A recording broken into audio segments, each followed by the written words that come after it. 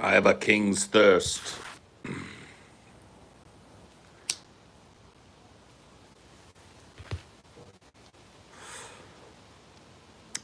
A thirst that will only be slaked by water.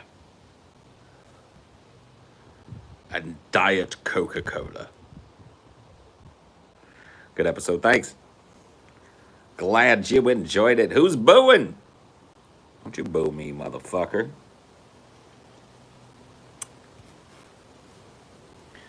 It was an episode early on when we started doing these mini-sodes. So it's older than it looks. And I don't know. I didn't feel great about it after we filmed it, but I just watched the whole thing and had a good time watching it. Editor added a lot of spice to it. Not the greatest episode I've ever seen, but good stuff. Just felt like maybe it was a broader topic than 30 minutes would allow. We probably could have spent a little more time on it. Might have been a better choice for a long-form episode. There's my criticisms.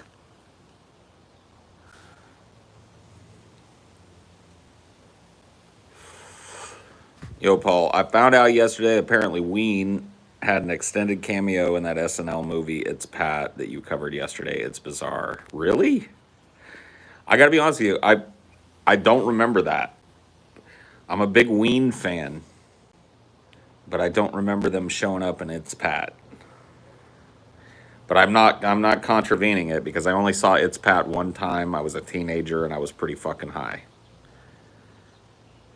Yeah, but nothing says you guys can't do mini-sode sequels if you want. Good point. Yeah, mommy, if you please, buy me a pork roll, egg and cheese, if you please, on a Kaiser bun. When your work is done.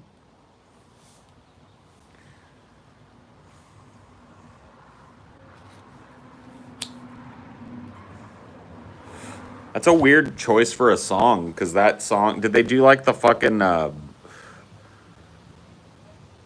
because that's an old Ween song. That was on their, like, first album. What was that fucking album where he's wearing, like, a Scotch Guard bong on the front of it? Fuck. It's like a parody of a fucking, it's a parody of a fucking, oh my god, dude, I'm gonna brain fart every fucking name now. Never mind. I'm just gonna drop the topic. The Pod, thank you. Dude, I love the fucking Pod, dude. The Pod is so great. It sounds so experimental. It sounds like what it is, which is two dudes just fucking around with a bunch of, like, a cheap synthesizer and like a 2-track recorder and shit. And I love that type of shit. I really do. I love that shit. I love that kind of sound, that real low production quality sound. Like, Daniel Johnston stuff. Yip Jump Music by Daniel Johnston is a good example of really lo-fi home-produced shit. Speedy motorcycle. Do, do, do, do, do, do, do. He had like a chord organ.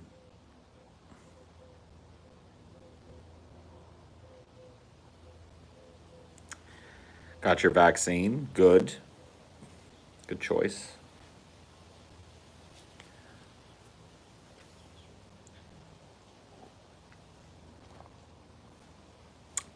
Early Mountain Goats, yeah. Although I like the later Mountain Goats albums too. But yes, good lo-fi shit. And early Ween. The Pod is awesome. You only get $5 for ending a stream right when I'm about to donate. Huh?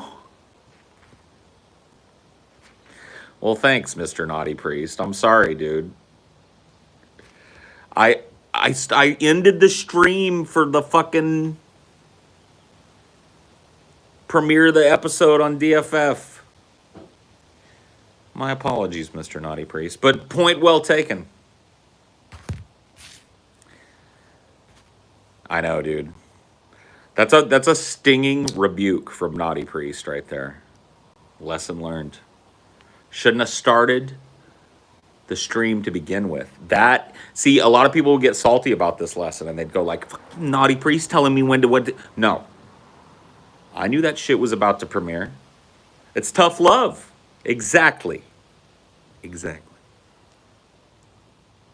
And I'm a grown-ass man. I know tough love when I see it.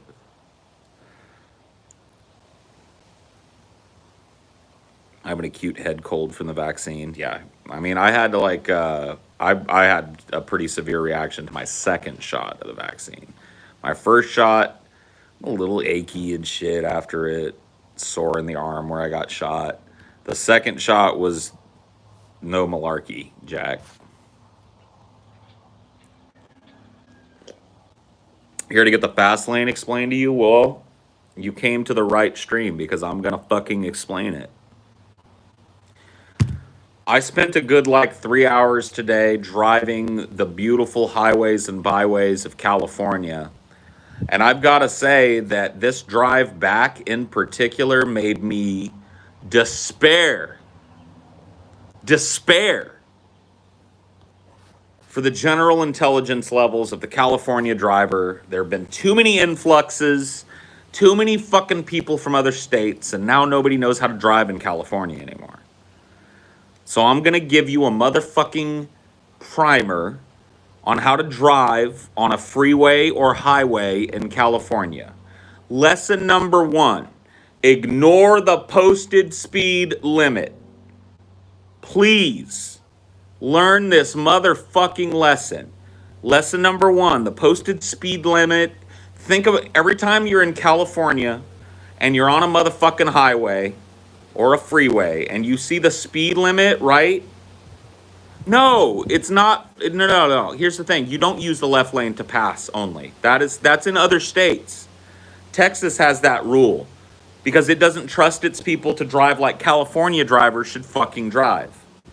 So here's the thing. When you see a fucking speed limit sign in California, you remember that scene from fucking Pirates of the Caribbean Search for the Black Pearl, where he talks about how, you know, the pirate rules are guidelines rather than actual rules, right?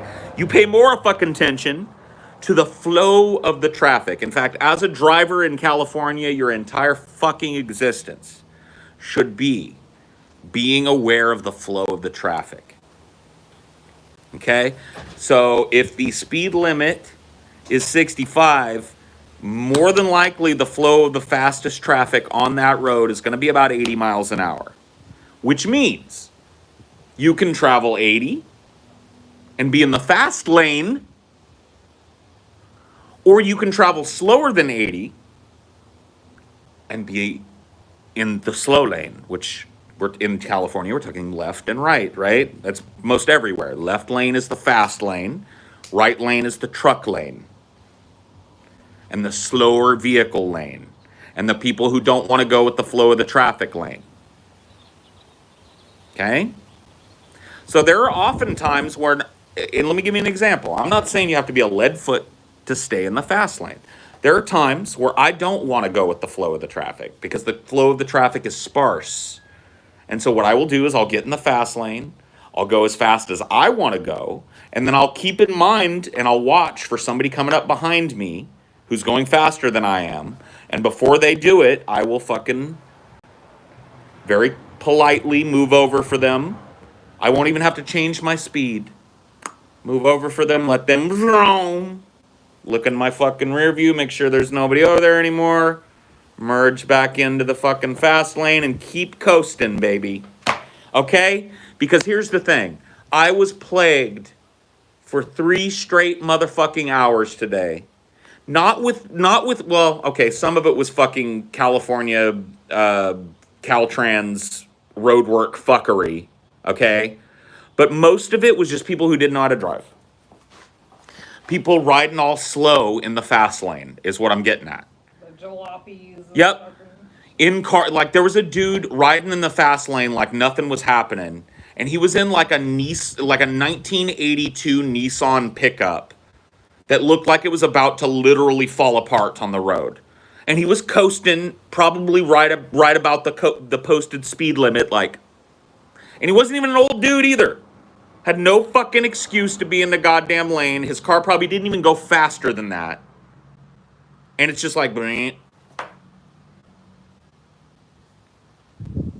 People on their cell phones, yes, this is a part of the problem because you can't be paying attention to the flow of the traffic if you're fucking like, what do you want, Patricia?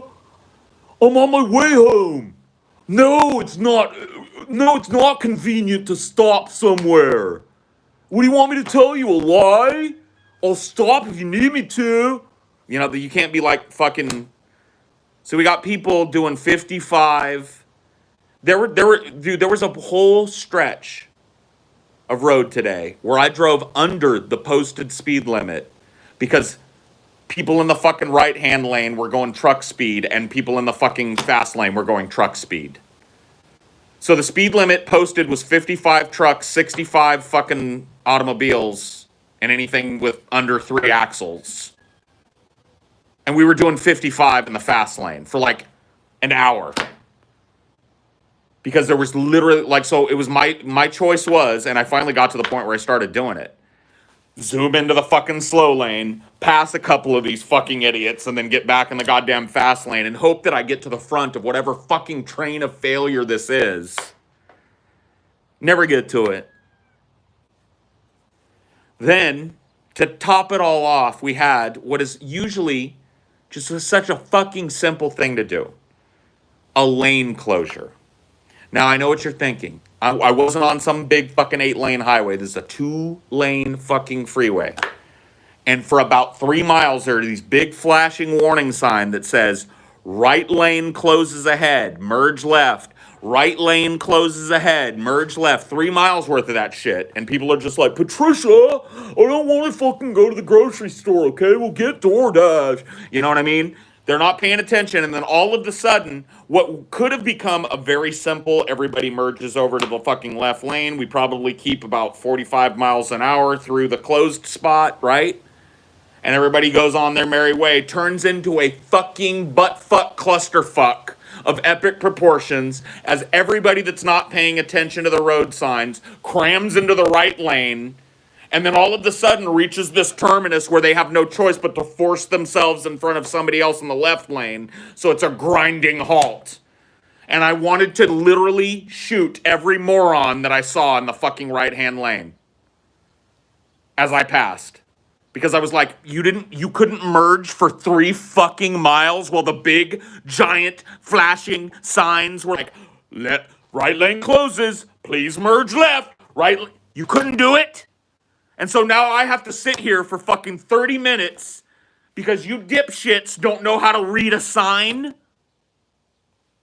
Of course, they force themselves in with no consideration for anybody. I told Amelia as I was driving, I was like, at the end of this, I will be put in a situation where somebody is going to pull in front of me and go, if you keep moving in your lane, you will hit me. It won't, they may not even signal it. And sure enough, when I got about, like, 100, maybe 200 yards from the fucking terminus, some fucking dipshit that was riding in the right lane the whole time, thinking he was going to get there faster, just pulled in front of me. And gave me the whole, like, I'm coming into your lane, so if you don't hit your brakes, you're going to hit me. Thank you. Zim, zim, zim. Motherfuckers. I want a missile launcher on my fucking car. It would solve so goddamn much. Just fucking flip up the thing, start launching missiles. Nope, you can't drive. Put me out there. They need Judge Dredd. I swear to God, people would get to work on time if I was patrolling the streets of California with a license to kill. Just the highways and byways. Get rid of the goddamn highway patrol and make me Judge Dredd out there on a fucking motorcycle or in a fast-ass tank. And let those motherfuckers know that when they drive stupid, they just get blown off the street. You are found guilty of obstructing traffic. Zoom. Drive on, citizens. I was so mad. I usually don't get like road rage, but that's because like I have an expectation for people on the road, and usually they'll follow it. It's not always as like, because today, yeah, there'll be one dumbass fucking dude in a jalopy that's doing 50 miles an hour in the fast lane and doesn't seem to be aware that he's alive, right? But there were like 90 of those fucking people today.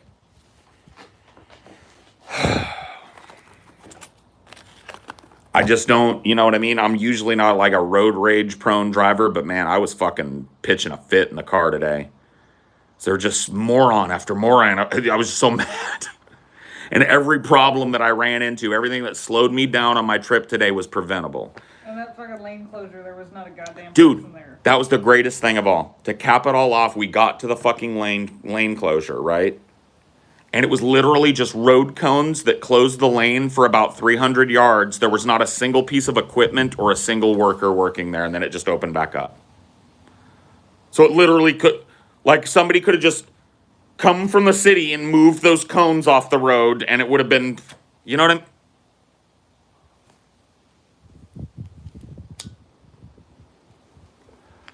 And some of these people, okay, whatever. They're lame. They don't understand how to drive. There were fucking straight up like trucks in the right-hand lane that were having to do the same shit. Like, what's their excuse? It's their job to drive. So they didn't see for 3 miles the giant flashing road warning that the lane was closing and to merge left. Couldn't do it in 3 fucking miles or more.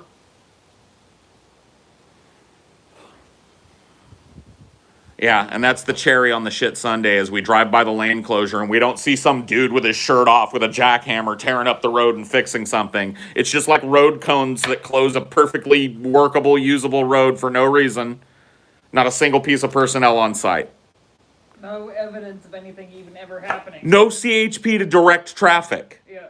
Not a single cop could have devoted their time to be like, get out of the left lane or park their car in the fucking left lane with that little on. Yeah. Nope, they were too busy to be on that major fucking highway we were on today. It's just like, what?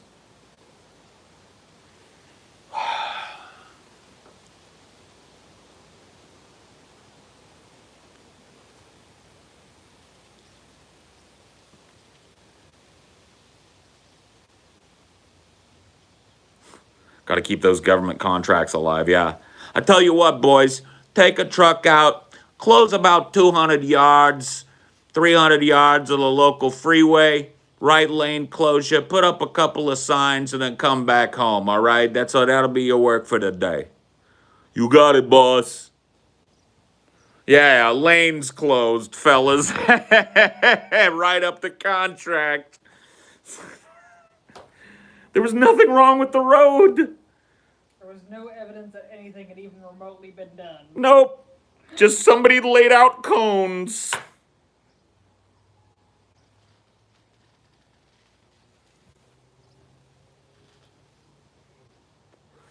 Is this an audition for Falling Down too? No, I'm not that far into it. I will tell you, if I did have a fucking James Bond Aston Martin that had missile launchers and shit, I probably would have used them today. So maybe it is. You know what I mean? Well, they would just make so much fucking money if they like made people change lanes earlier with lane closures. Too much fucking nonsense going on in the fucking channel. Just hide it. No, I don't mean you have to fucking do it, babe. There's a couple people hanging around, so just hide it. If somebody makes a post that doesn't conform to the goddamn motherfucking rules and guidelines of the channel, don't even time them out. Just don't mention them. Just leave them.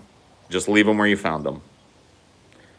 No one-word posts, no fucking spamming, no bullshit. Read the goddamn rules and conform to the goddamn rules or get the fuck out now. There's your one warning. Elsewise, anything that don't conform to them rules, nuke it.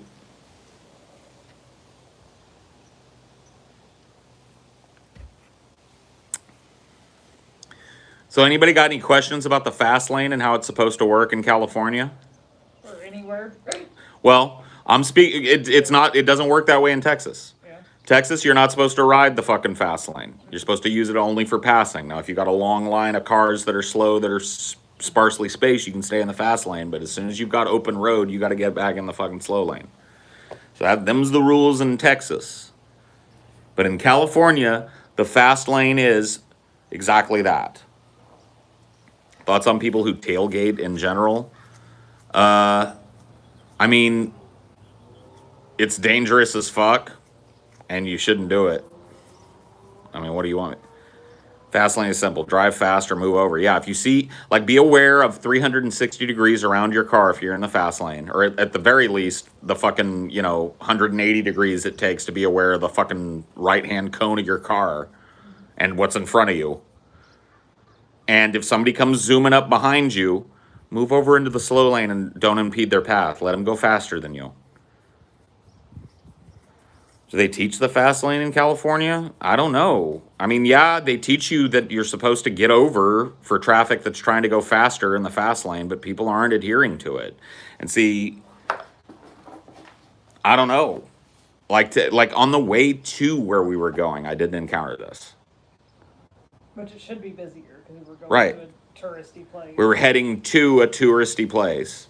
Today, heading back out of the touristy place, and there was more of this moronism than there was going to it. It made no sense. Thanks for the laughs. You're welcome.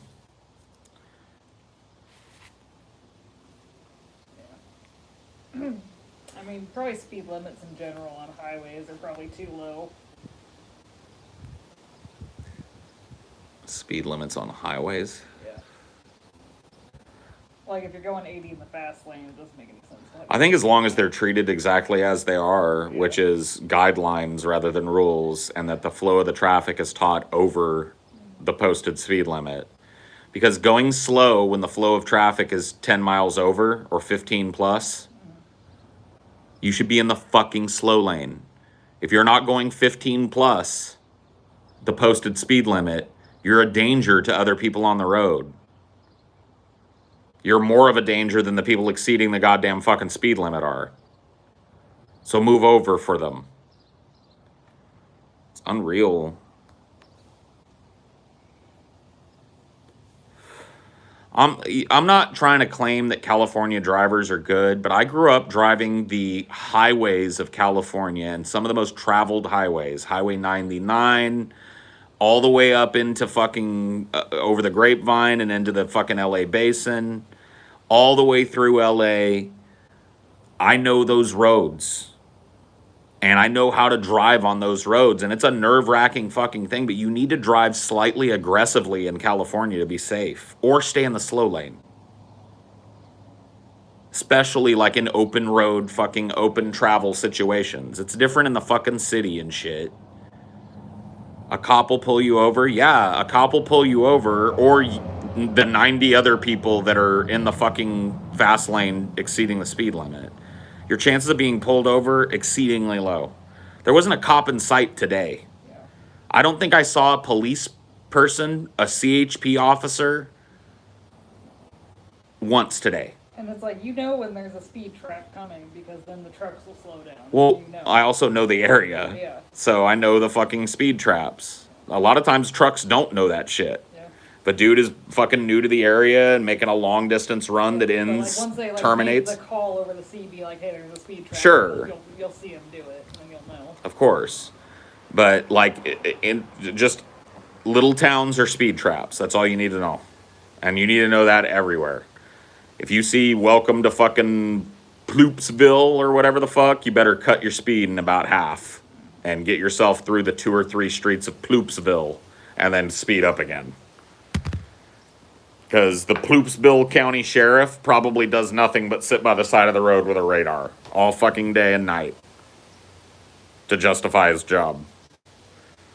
So unless you want to pay for Ploopsville to continue to exist, just cut your speed through the little town, get about a fucking half mile outside of it, and wait for the fucking speed limit sign to change and drive as usual.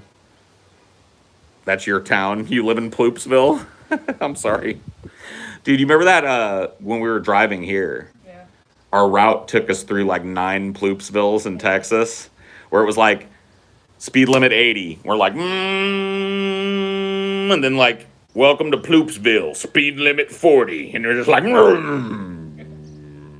drive through Ploopsville. Hello there, Mr. Ploopsville. Thank you very much. 1 street, 2 street, 3 streets. Ploopsville in the rear view. You know what I mean? Like, that's how you do it. Don't be a dipshit. Don't pay for Ploopsville to have a fucking sheriff with a radar gun.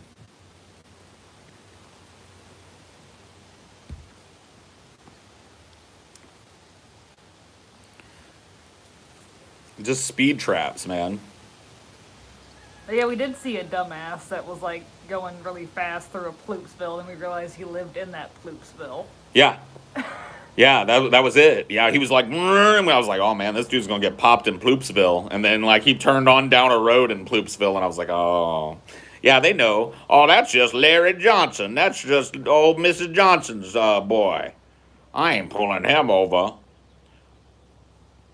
Who's this here now? You know what I mean? That's their whole fucking day. It's like sussing out who's a local and who ain't, and making as much money as they can off the ones that ain't. It's a big old grift. It's like the old school, like, highwaymen. Yeah. You know, like the king used to pay for highwaymen Yeah. to like waylay people on the roads and like, oh, you know, you must pay the tax or whatever the fuck. And they'd fucking have to give up a bunch of their gold just to use the goddamn road. It's the same shit. It's modern time version of it. Good old Ploopsville. Good old 1 gas station, 1 McDonald's town. Oh yeah, Ploopsville. Come see our McDonald's and our gas station, y'all. And get pulled over by our surly little sheriff.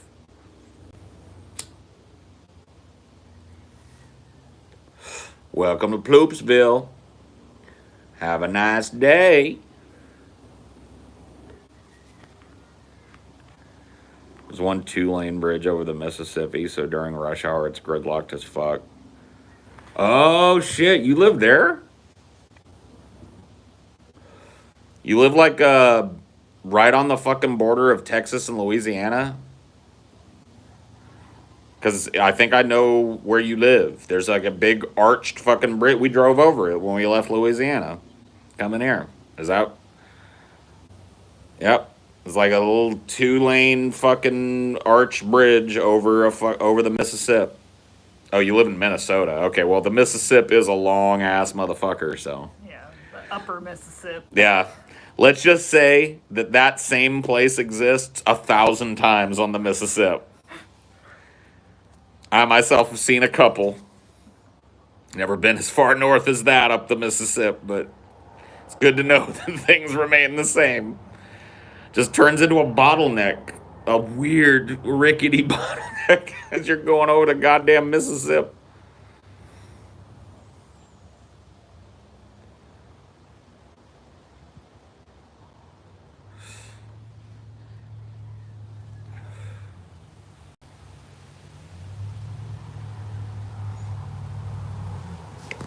Mississippi.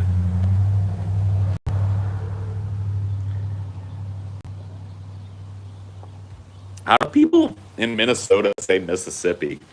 How do you say Mississippi in a Minnesota? Mississippi. Is it all just like vowels? Mississippi. Oh yeah, that there's the Mississippi.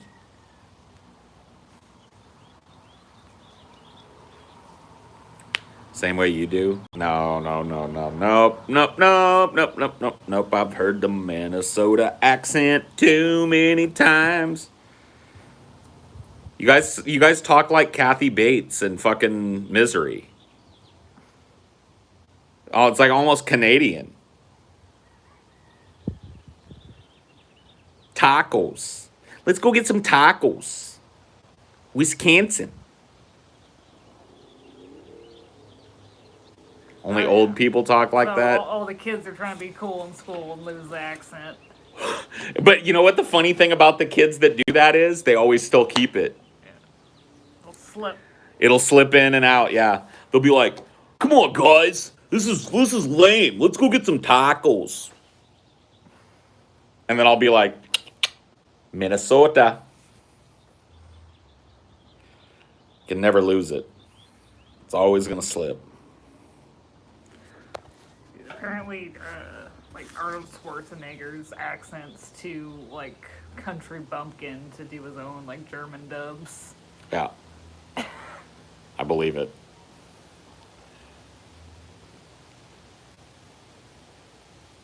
Wisconsin. Minnesota. Then thou there yet. What you're gonna want to do is head on up the river there. That's the Mississippi. You're gonna want to head on up the river there. You're gonna pass a waffle joint on your left. You want to pass that by, and keep heading up the road there. Then yet, and you'll reach the old log cabin I'm talking about.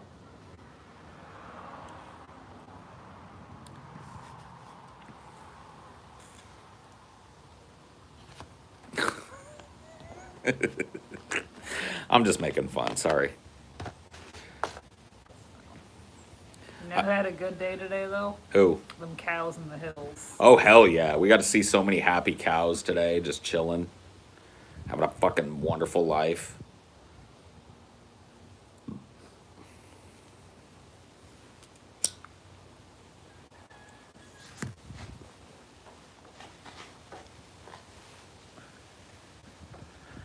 Yeah, dude. It's that, like, fucking, what's that?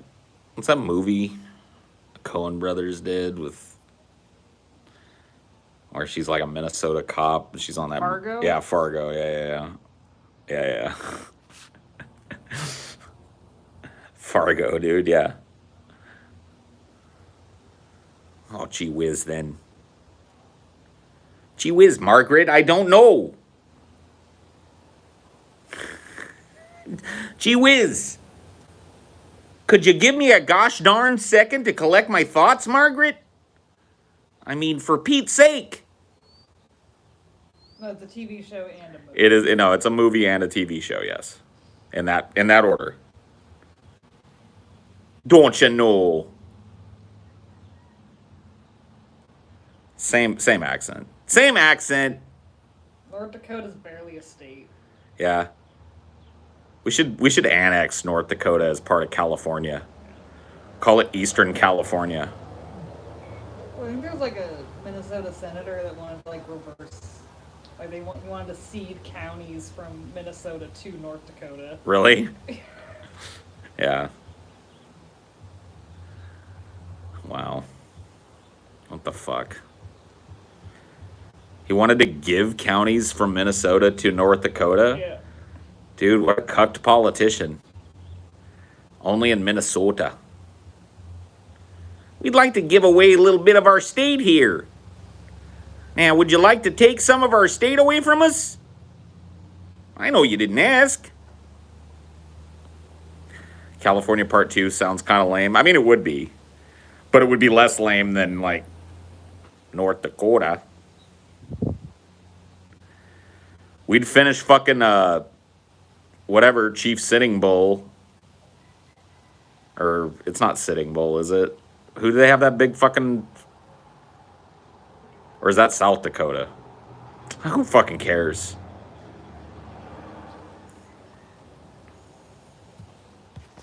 No, I'm kidding.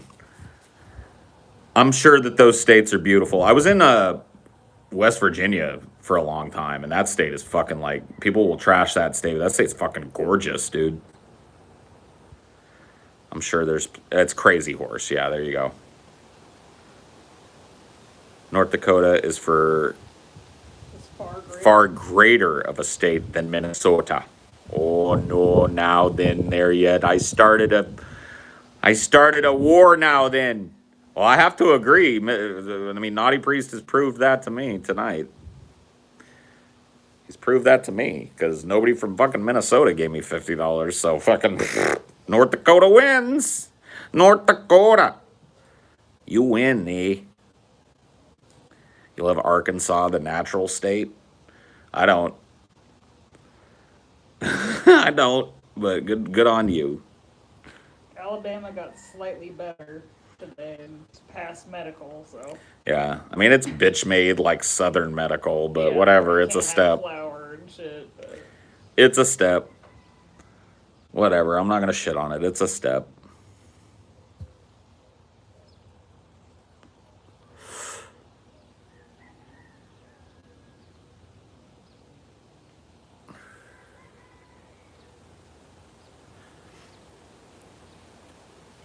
It's the same in Louisiana. You have to have like 3 different kinds of stage 4 yeah. cancer And I to think get you it. also can't get flour in.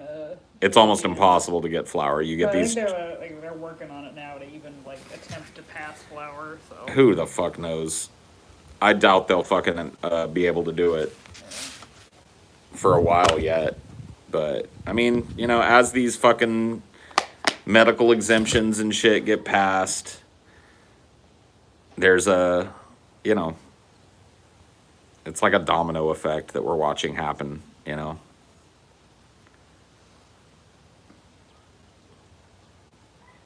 Same thing in Texas. No hard liquor in Texas on a Sunday. I don't think it's every county in Texas, but a lot of them. Indiana was so annoying because they opened Sunday sales, but only till like 8 p.m.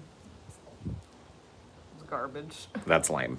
The worst state I've ever been in for alcohol sales is Utah. Utah, you can't even buy alcohol in a restaurant or in a grocery store. You have to go to a government store that maintains the minimum amount of hours that the government demands. Yeah. Closed on Sundays. Paul, Mississippi overwhelmingly voted for medical, and the state Supreme Court just denied it. Mississippians voted 73% in favor of medical. We do not live in a democracy. No, you don't. But don't worry.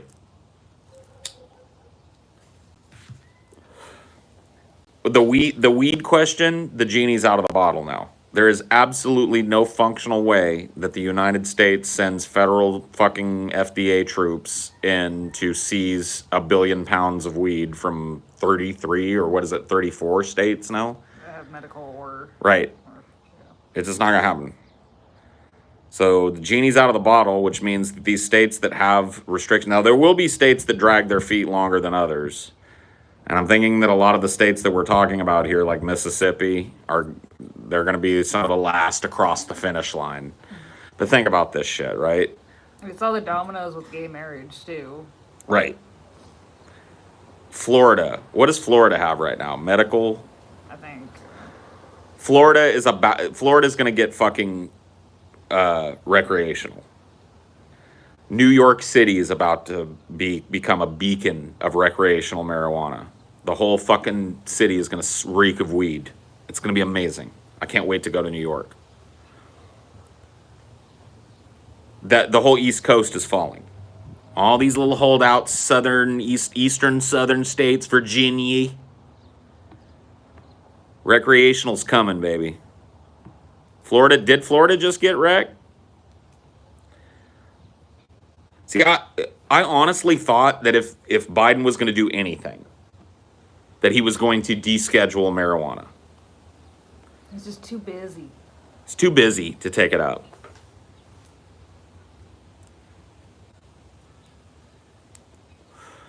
Too busy to lose the money from all of the police unions that support marijuana legalization. Too busy. Doesn't have the time. He's a busy guy. He's too busy peeling out in a truck. Did you guys see that shit he posted today? He posted some grandpa meme of him sitting in some truck. I think it's like a electric truck or some shit. And the tweet says, "Get in, folks. We're winning the race for the 21st century." And the video is him just like zooming off in the truck. He's too busy to deschedule marijuana, though. A fucking joker.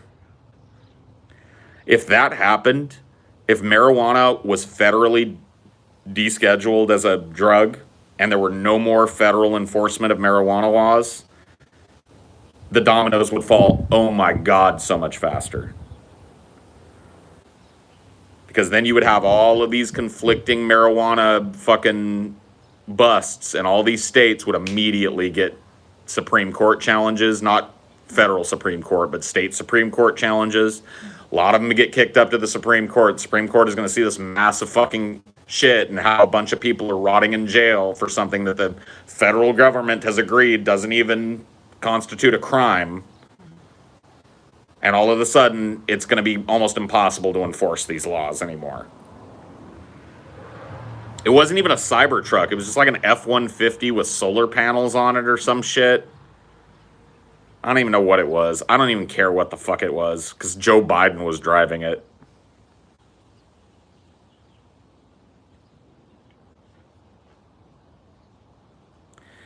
Dude, think about that shit. I thought Trump might do it. Yeah. Like, no, he didn't. But think about kicking that football to a Republican who's trying this new populist Trump shoe on and goes, you know what? Marijuana's legal. Signed, sealed, delivered, federal, fucking whatever they call it, signing statement or executive order.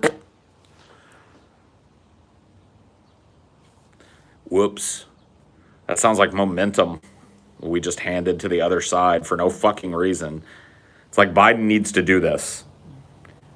You know what I mean? Because, yeah, like I said, the cat's already out of the bag, so I don't think It's Republicans... like 34 states out of 50 have some form of legal shit. Republicans see the writing on the wall just like Democrats do, so it's, you know, it's like giving them the opportunity to make this big populist sweep that's going to be fucking popular with me.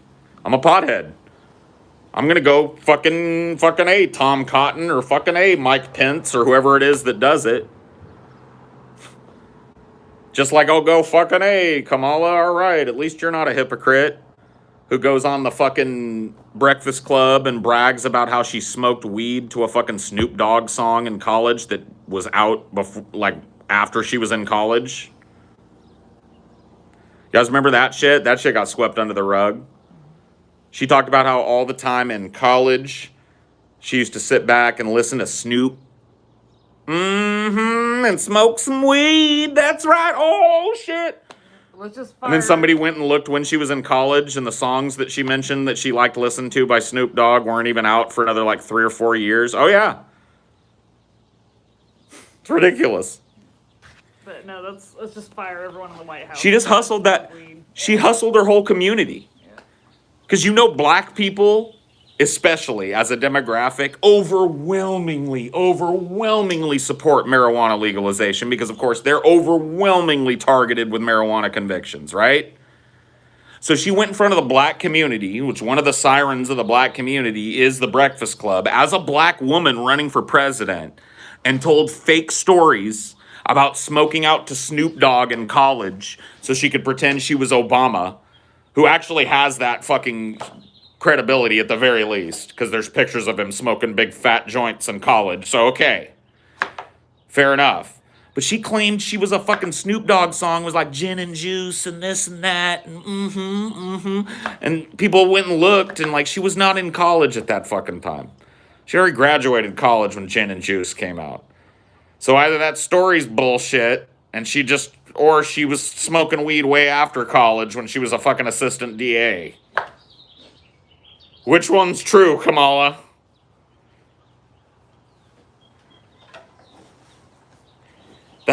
College is the new free ground for neolibs. Yep.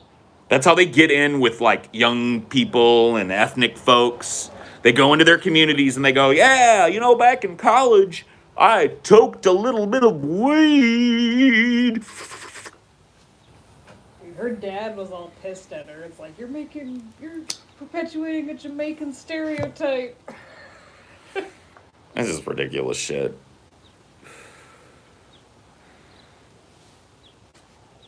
Just ridiculous shit.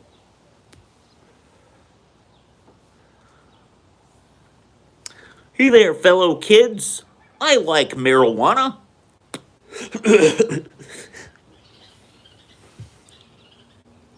No, she wasn't. She wasn't too high. Go look at the arc of fucking Kamala's career and tell me she was ever too high. You talk about a fucking social climber? We did a whole show on her. Go watch our Kamala Harris show. She didn't have much time to sit around and smoke weed.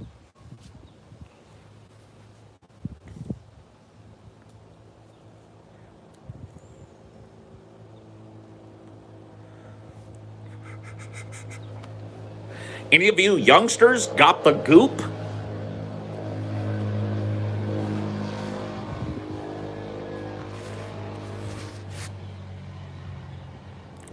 What's Adobe? What's Adobe?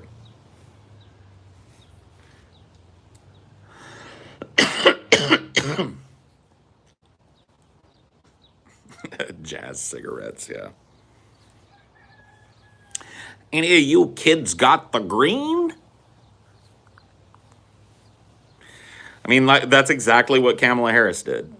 Went in front of the black community on The Breakfast Club, which is a closely watched show, as a black fucking candidate for president, and told fairy tales about how she kicked back in college and smoked doobies and shit and listened to Snoop. And it all falls apart. It's a fucking fairy tale story. You know, this was bullshit. What? They're fucking like, I don't know if we should trust this Trump vaccine right before the election. Yeah. Just to get the fucking anti-vaxxer Democrats. Well, of course. See, that's the thing, is like all these Democrats that voted Biden forget that, like, the vaccine was largely manufactured and completely invented during Trump's tenure. Yeah.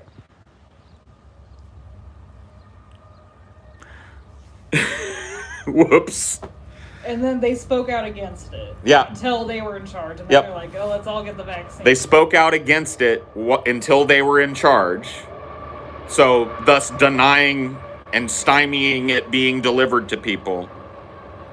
And then as soon as they were in charge, took the stockpiles of it and delivered it to the states and said, give it to your people. What heroes? I need a hero.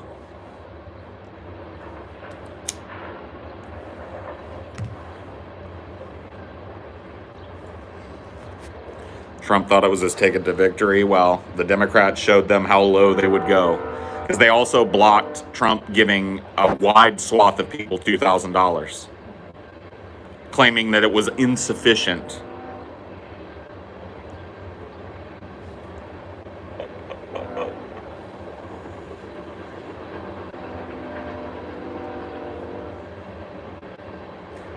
Oh yeah, we're supposed to look at the false dichotomy of partisan politics and see harm reduction in action and not just a fucking cabal of business interests that make sure that nothing ever moves too fast for businesses to adapt to it. Let's not get woke until we can make a CIA fucking commercial that's woke. And then we'll, until woke gets big enough for us to latch ourselves onto, then we'll start pasting LGBTQ flags on everything. You realize that, like, Hillary Clinton opposed gay marriage. And that was a very common Democratic Party position when I was a teenager. Like Obama in 2008 was like, I don't know about this thing. Right. Obama, everybody's goddamn fucking Lord and Savior, in 2008 would not commit to a position on gay marriage. He was like, oh, civil unions, maybe. And you know what I mean? People act like they've got all of this social progress has happened at the hands of the election of these Democrats. That shit happened in the courts. So you better get on these Democrats to start appointing some justices.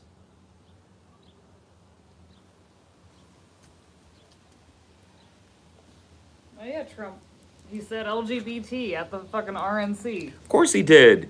Fucking, you remember I was talking about the Breakfast Club and how fucking Kamala went on there, right? Hillary Clinton did the same thing. Yeah.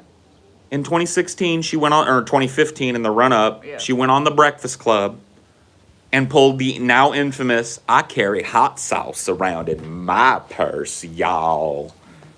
And they said, no way you do that. And she goes, I got it right here, y'all. And pulls out a little tiny bottle of Tabasco sauce or some shit that looks like it was never opened. It's right here in my bag. Because I'm a black woman living in a white woman's body, y'all. I got hot sauce for all that fried chicken I'm going to be eating.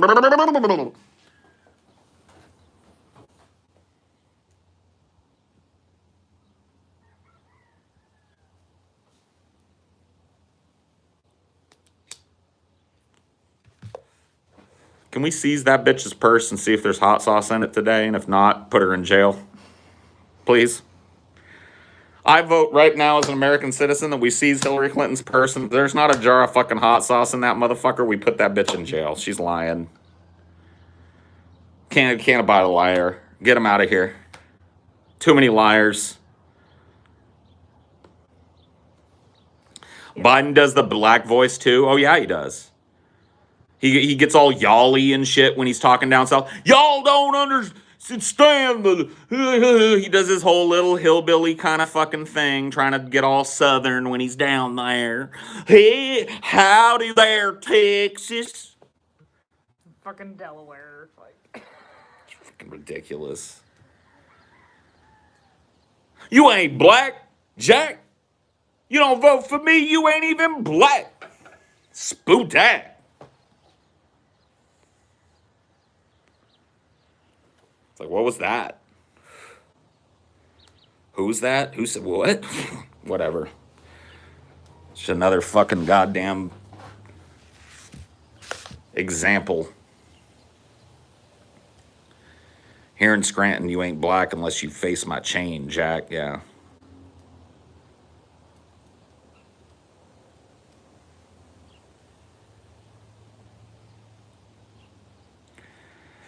Dude, the next time one of these fucking posers comes on the show, if I see, and this is why I think that the fucking goddamn Breakfast Club and shit is just a pipeline for these goddamn Democratic voters. Because if I own that show, the next time one of them talks about how much they like to smoke weed, I'd light a fucking big fat spliff right in the room and be like, you want to hit this? And then if they say no, I'm going to smoke it right in there and hotbox the whole place out. Oh, I'm sorry, why are you leaving? Thought you liked weed. The fuck out of here, poser.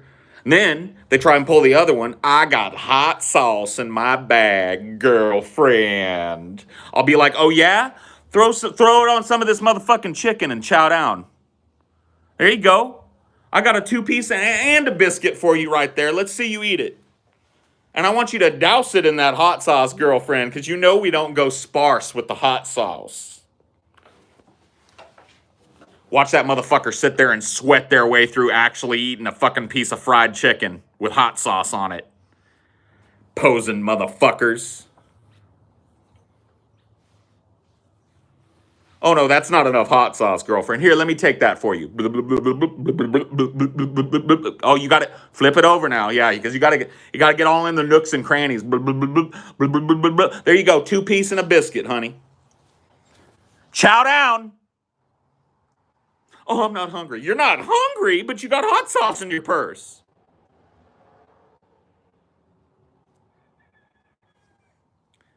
Just take a bite. Oh, yeah, we got some pig's feet. Yeah, we can even go farther with it. Yeah, I got a whole ass ham hock right here for you to dig into, girl. Pickled it myself. Ooh-wee. Man, that's some savory shit. There you go, girl. That's for you. A human foot nailed to a cellar door and a bowl full of skeeters. And some chitlins. Oh, yeah. Girl, I'm so glad you brought that hot sauce, because let me tell you what. I made you some chitlins. Oh, I'm not even going to touch them. You dig in. A donkey tooth.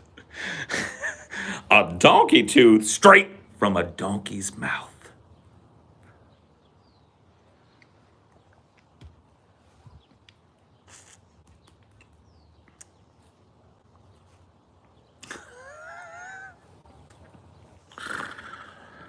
Oh, jeez. The shit we allow these fucking people to get away with and the shit that we allow them to get away with cyclically is just puke-inducing. And guess what, guys? The people that spew these types of lies don't do shit for black people. They don't do shit for poor people. They don't do shit for migrants or immigrants. They don't do shit for any of the people they promise shit to because they don't give a fuck. Just if they don't give a fuck enough to be honest about what they are and who they are in front of your black audience, and they want to perpetrate like they Hillary Clinton is carrying around hot sauce in her purse, honey child. Give me a fucking break. And how long are we going to take that? How long is the insult of that going to just go unaddressed? They come in, not only do they make promises to black people and brown people that they don't keep, but they perpetrate like they are those people to get elected. And then they go up to Washington and do jack fuck for a black or brown person.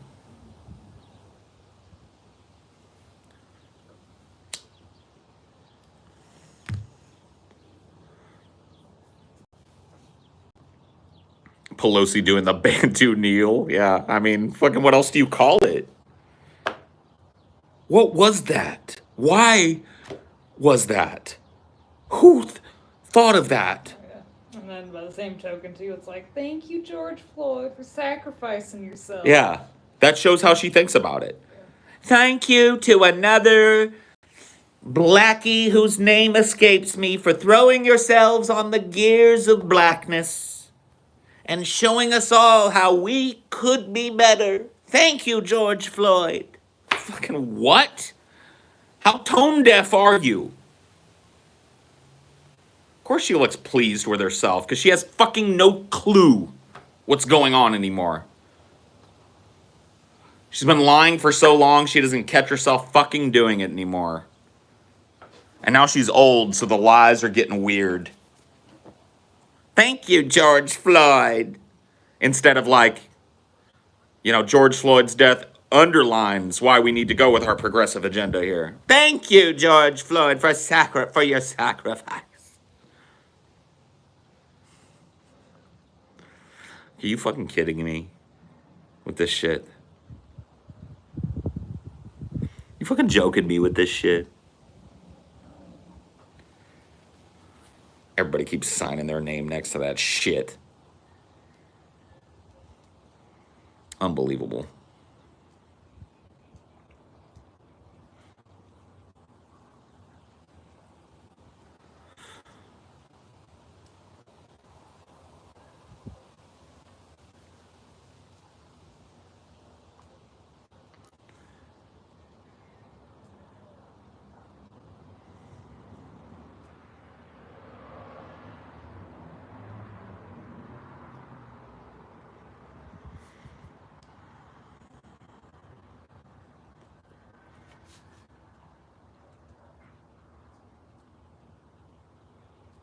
Yeah.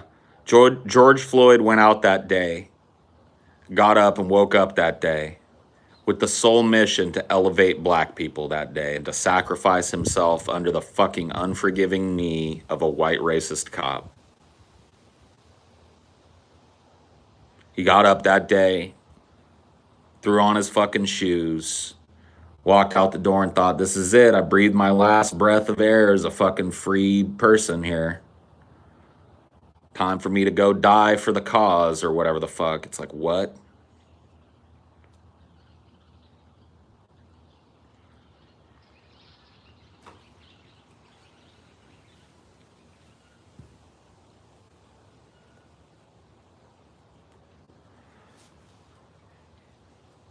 Thank you for your sacrifice. How about you stop the sacrifice, you old fucking withered up leathery ghoul? How about you actually use your immense power as the party that's in fucking power right now and change the lives of some black and brown and LGBTQ people, huh? You leathery fucking wallet-looking ghoul? You weird fucking dementia-addled ghoul who should have been aged out of Congress, let alone the speakership, fucking years ago.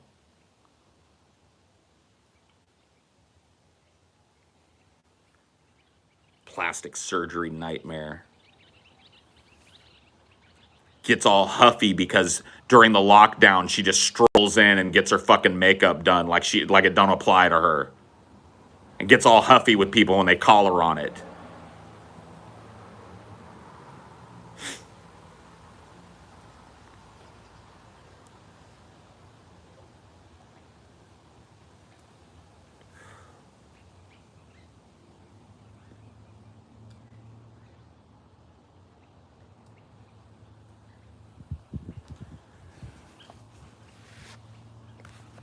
Paul, scroll up and look at Jonathan Frederick's comment. Dude is literally brain dead. Yeah. He's brain dead. You're right. Life in the fast lane slowly makes you lose your mind. Life in the fast lane. Life in the fast lane surely make you lose your mind. No, I'm fine. Go ahead and go. Why don't you define fascism for me then? Why don't you correct me?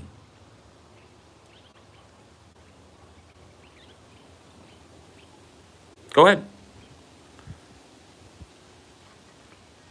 You told me to learn the definition of fascism, right? So you could have a conversation with me in which you define fascism, right? And we could compare it to Joe Biden and compare it to the American output, and we'll see what we come up with. We're all waiting. It's on you, buddy, to come through, buddy. Spotlight on Jonathan.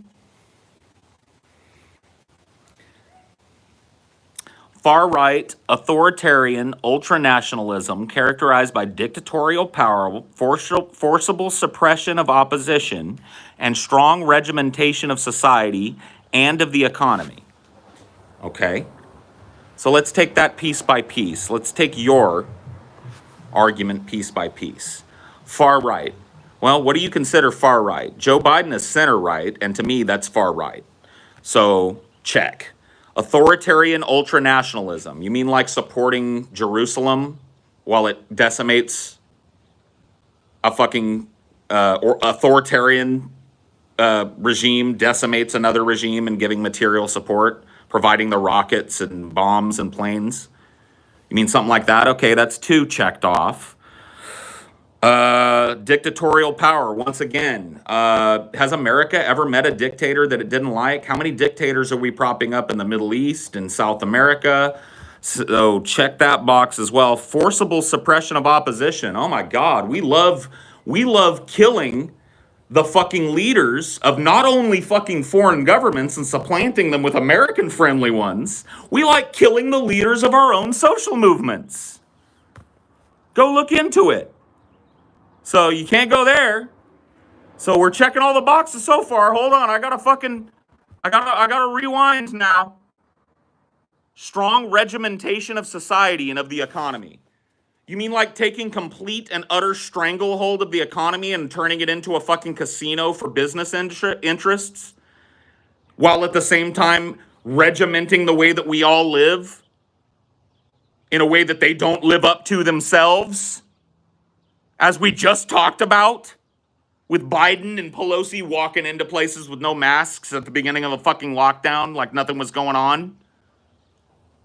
So even if I accept your definition of fucking fascism, Biden ticks the boxes, bitch. Got anything else to say? Supporting fascists across the world isn't equivalent, and even if it was, it's still better than the Republicans. Why? How Republicans support the same fascists. Yeah. What an idiot. Who instructed who now?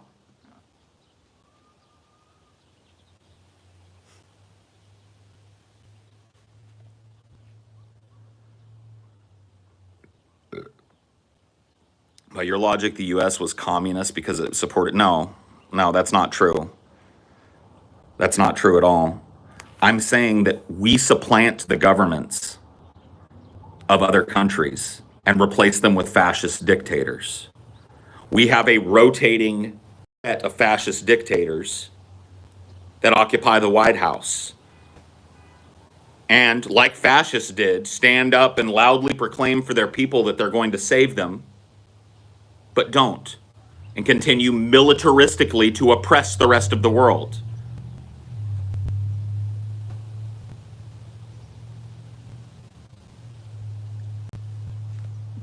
Jonathan, are we talking about that right now? And by the way, those types of statements are way better with followed by one or two fucking reasons why. Why is he better domestically? Give it to me. Tell me why a poor fucking black guy living in the inner city somewhere, barely making his fucking bills, is better off because Joe Biden's in fucking office. I'll wait. It's constant goalpost movement with these people because they have to justify voting for fucking dictators. You'd be black-bagged if you lived under fascism. It's not worth the fucking international attention. Do you not understand that fascism can't exist the same way that it existed back when Mussolini was a dictator? Do you understand that the fundamental nature of media kind of precludes the government showing up in a black chopper and shooting me dead? Right? I'm not important enough to be dealt with. Look at Edward Snowden if you want to find out what you have to do to be important enough to be dealt with. Okay? Look at fucking Chelsea Manning. Look at Julian Assange. Need I go on?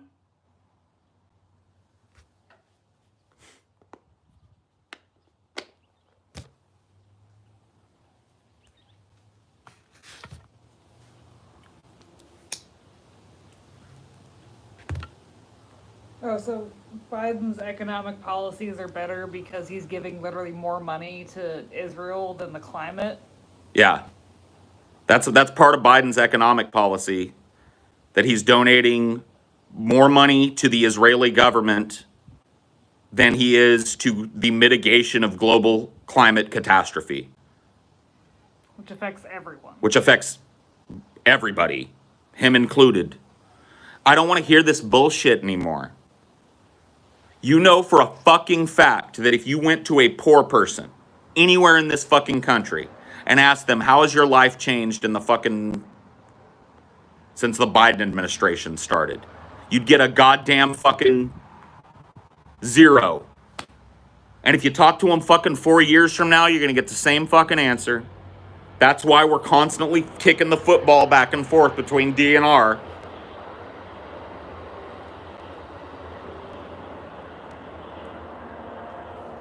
Because everybody talks and nobody does anything. Well, they do things. Like donate tons of fucking money to imperialistic fucking fascistic regimes. Literal ethno-states. Prop them up all over the world. Behead, decapitate fucking people who are democratically elected in areas where we want more influence and supplant them with dictators.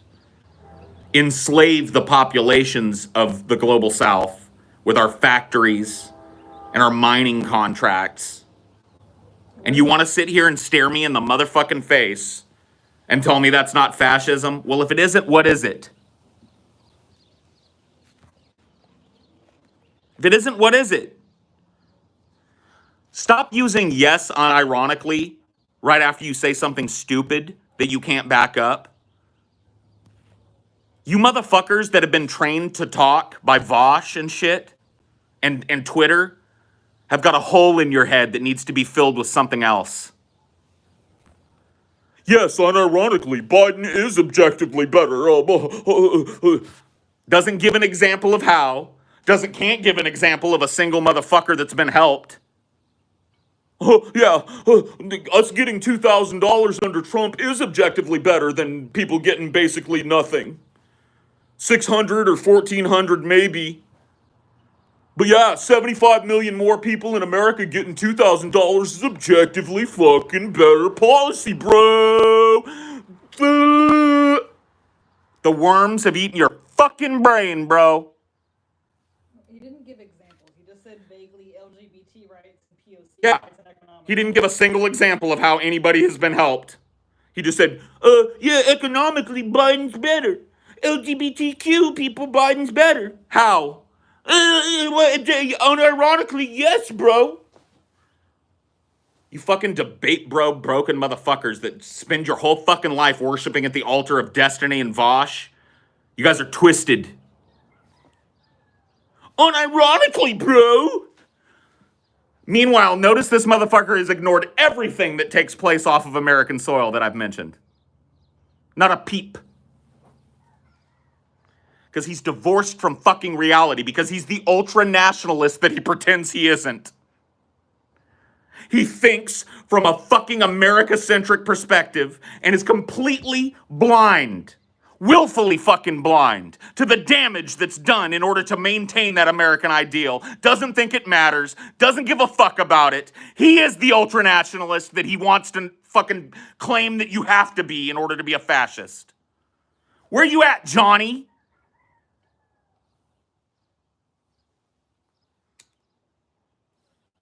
Sick of these vagaries. I'm sick of these lies.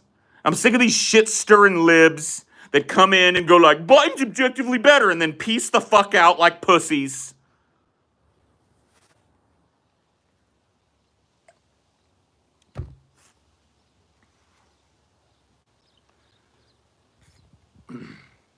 You got 600, I got 500 last summer at the beginning of the pandemic and haven't seen a cent since. Well, there you go. Harm reduction, y'all.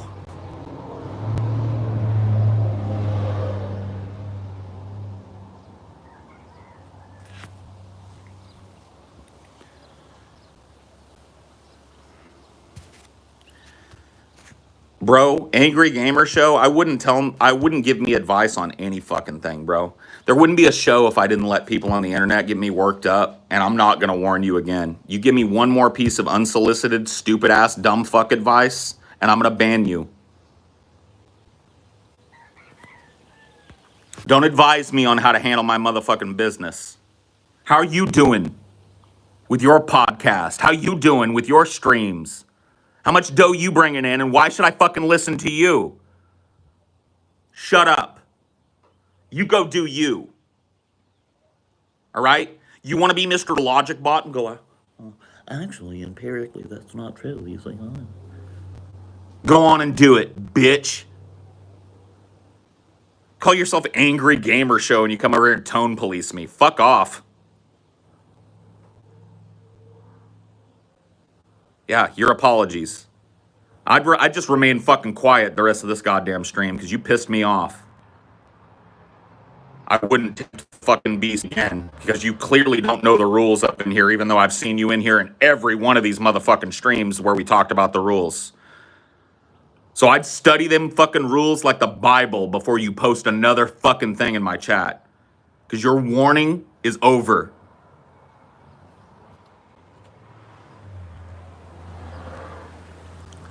Don't tell me what to do. Don't tell me how to fucking be.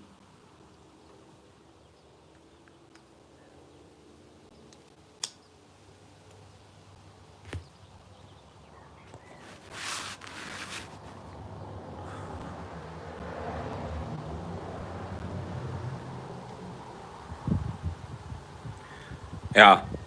I love that shit. They hate that. That's really honestly why people don't like it. It's like, if you look at chimps, when a chimp gets angry, other chimps will be visibly worried and will approach and do everything that they can to try and calm that chimp's anger.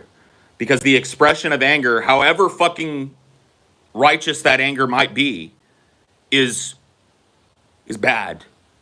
It's a deeply fucking seated thing to hear somebody being angry and emotional and passionate about something they believe in and to go like, overcome it. And maybe allow it to affect you like it affects me. You should be sick like I'm sick with it. You live in the same world I describe. I don't need to give you the litany again. We've had enough of it on this fucking show in the last 5 or 10 shows of me giving you the reasons why this planet is fucked and how it all leads back to us.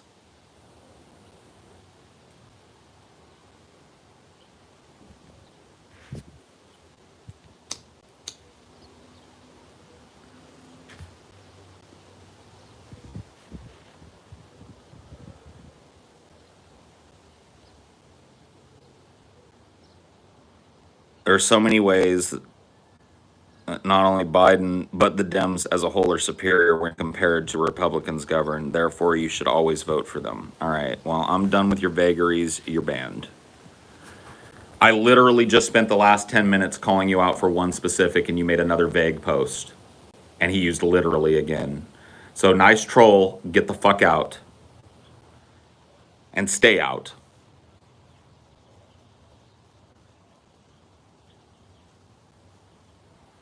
He has no example. So he got kicked the fuck out on his ass. Nobody's got an example. Guess what, guys? Nobody's got an example. Because one doesn't exist. There is no example.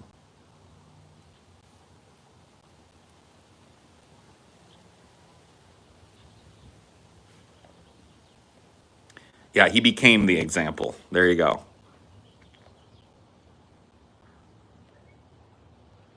Our actions are heavily influenced by emotions. Suppressing our emotions would have caused the vast majority of our achievements in history to never happen. Absolutely. Absolutely.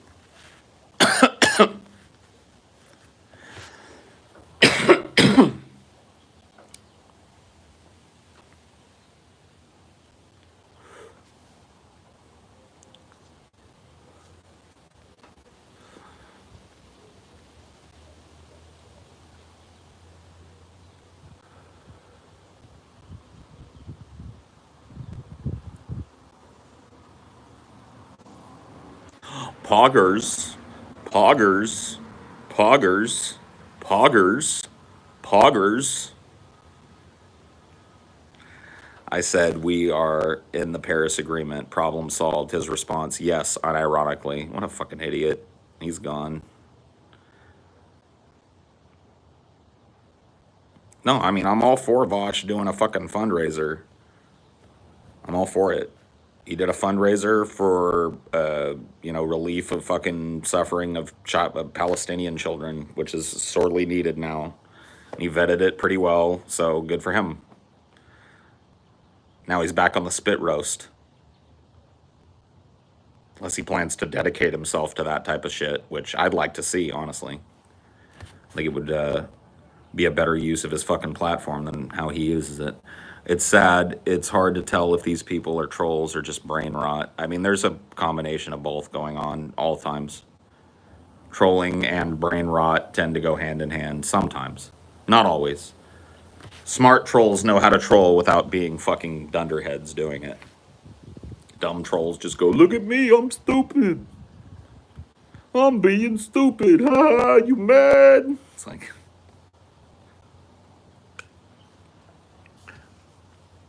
But let's say that that Jonathan guy I banned was a troll. He allowed me to respond to neoliberal argumentations that are made unironically all the fucking time.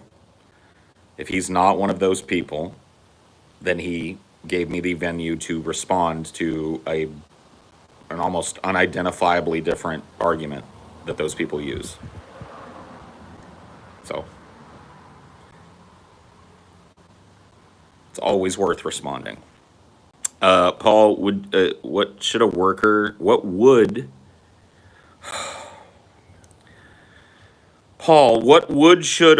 like I say to challenge the mentality of we have no power anymore in my workplace? Maybe show these libs a thing or two about how to do real action. Well, I think that what you should do as a worker is to start talking to your fellow workers about organizing. Or if you work in a very low paid fucking entry level cashier / burger flipping environment, consider talking to your workers about possibly walking out on that fucking job because it's definitely not paying your bills, and doing a coordinated shutdown of that business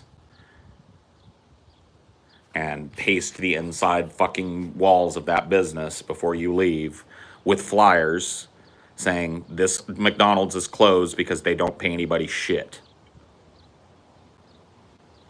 Put that behind the fucking menu so that when people pull up, that's what they see. This McDonald's is closed because it doesn't pay us enough to fucking feed ourselves on, much less our children. So fuck this place. Go get your food elsewhere. Maybe a place that pays their people a living wage. And you leave it that way and you walk out. That'd be good. That's happening. slowly but surely starting to happen here, there, and everywhere across these United States. People getting fucking sick of working for starvation wages and realize that they'd be better off on fucking public assistance at this point. So fuck it. Not working for $10 an hour anymore. Just not doing it. Not working for $8 an hour anymore. Not doing it.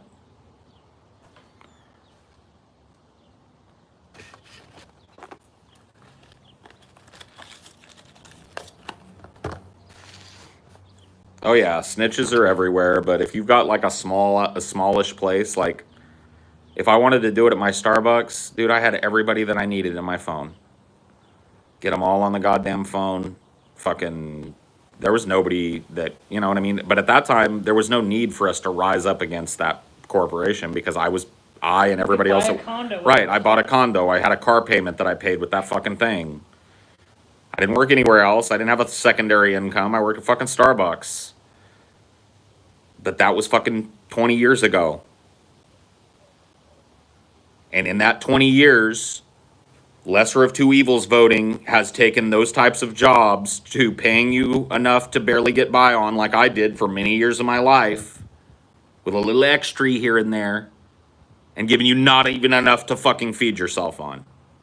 And people want to tell me to vote for the lesser of two evil because over time it reduces harm. It's like, why are the last 20 years of my life dotted with Democratic presidencies that accomplish nothing for the poor, nothing for the indigent, nothing for black or brown people in this fucking country? Why? It's like fucking antitrust laws, just like Poof. Yep. We're back to the robber baron days where fucking one person can own a profound amount of the country.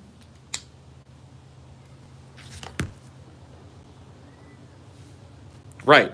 Voting in evil is what does that. That's what voting for evil is, and whether it's lesser or not becomes a fucking esoteric conversation at that point. When you vote for evil, if such a thing exists, that's the kind of thing something that's evil does. Takes food out of the mouths of poor people. Takes purchasing power out of the hands of young people and forces them to live at home for fucking 10 extra years. Because a job that used to be able to get you a condo and your own car. I worked at Starbucks. I was a shift supervisor at Starbucks. I was not a fucking district manager. I managed for like 3 months of my Starbucks career. I was a shift supervisor, one step up from a barista. And I bought a condo. I bought a brand new car. It wasn't a fucking sports car, a nice car or anything, but it got me around for fucking like years. Bought it in 2006, didn't get rid of it until like 2018, 2017. In California too, where everybody says it's too expensive to live. So you see what I'm saying?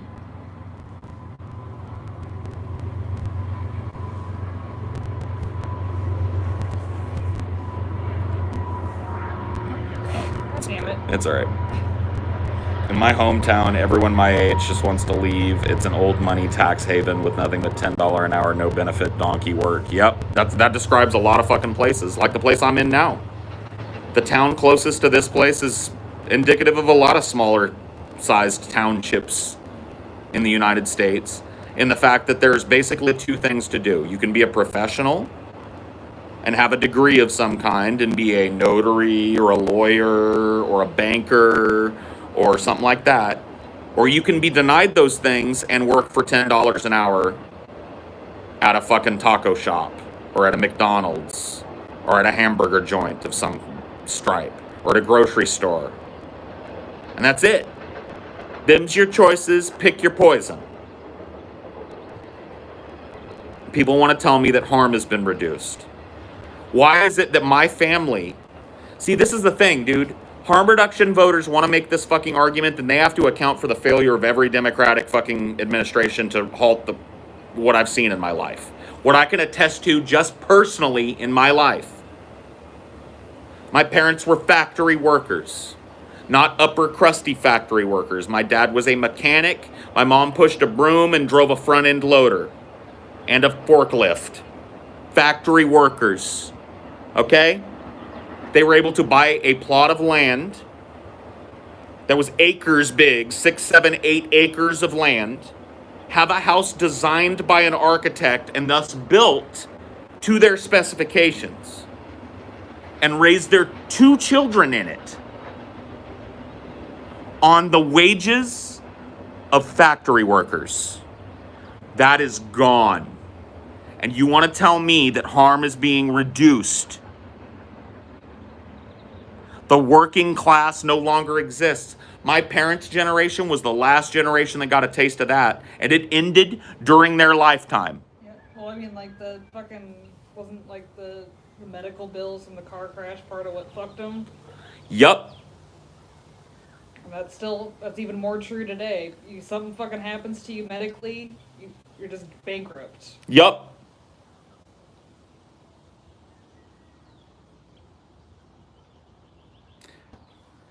Like your fucking mom and dad didn't ask to be hit by a fucking army truck.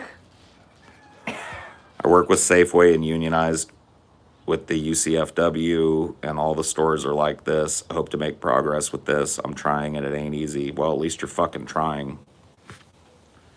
Because there's hardly anybody fighting this tide, and I'm talking about class consciousness here, folks. And this has to be said because these lower classes are filled to the fucking brim with LGBTQ people, black people, brown people, immigrants and migrants, and all of the people that we purport to care about as lefties. So we need to revive a sense of class consciousness on the left, or we are doomed.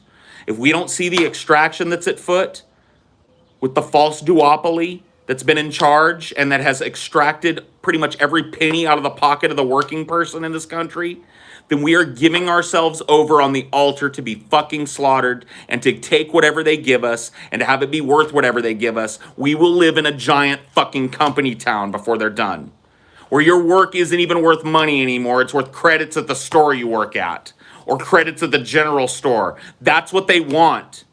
And you think I'm joking? Company towns are coming back. Amazon is starting a company town in Nevada. This is no joke, people. This is how things were before the labor movement in this country. You used to work your fucking ass off 18 hours a day down a mine shaft, come up choking up black dust for just enough script to take to the company store. Not even money, company script. J.F. Dugan Mining Company, company script.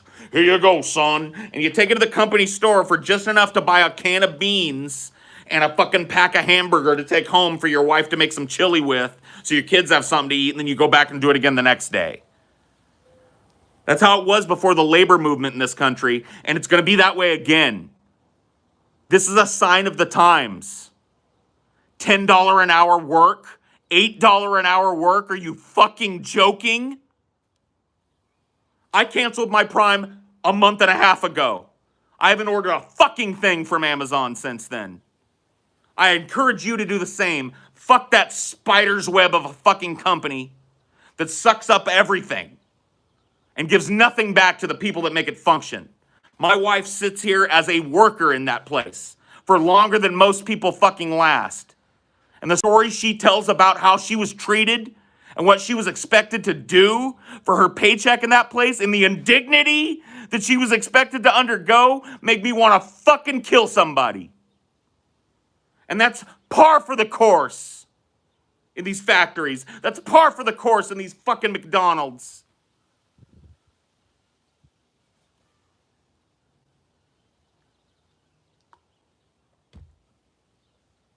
My wife is a good person who does not deserve to be treated like that. And she's not alone. She worked with a bunch of good people. And she was used in her early years. And suffers to this day with the consequences of that. Mentally and physically. So you better wake the fuck up to the truth. This is Class Consciousness 101. In my lifetime, I am standing here. And I will attest to you, I'll put my hand on whatever book is meaningful to you, and I will attest to you that I've watched working people lose. Black, brown, and white. And every other color. For fucking the balance of my life. I've watched nothing but them lose, lose, lose, lose. A dollar is worth less and you get less. Wages are static for fucking 50 years. Oh yeah, it's true. Like Amazon fucks the managers too. It's like you got to be way up to not be fucked by Amazon. Of course they do. They fuck everything. They're a big dick that fucks the working class in this country. And Jeff Bezos just bought a yacht that has to have a yacht. No joke. Look it up. Bezos bought a yacht that's so big and complicated that it has to be accompanied by a support yacht. His yacht bought a yacht. I'm not joking with you. His divorce was the most expensive in history, and he's still the richest person. I'm not joking with you. And all that money that he hoards represents labor. Labor of people. Both people here in the United States and distributing the products, and people all over the fucking world working for pennies on the dollar making those products. He's a fucking slave plantation owner, and he's legitimized on a national scale.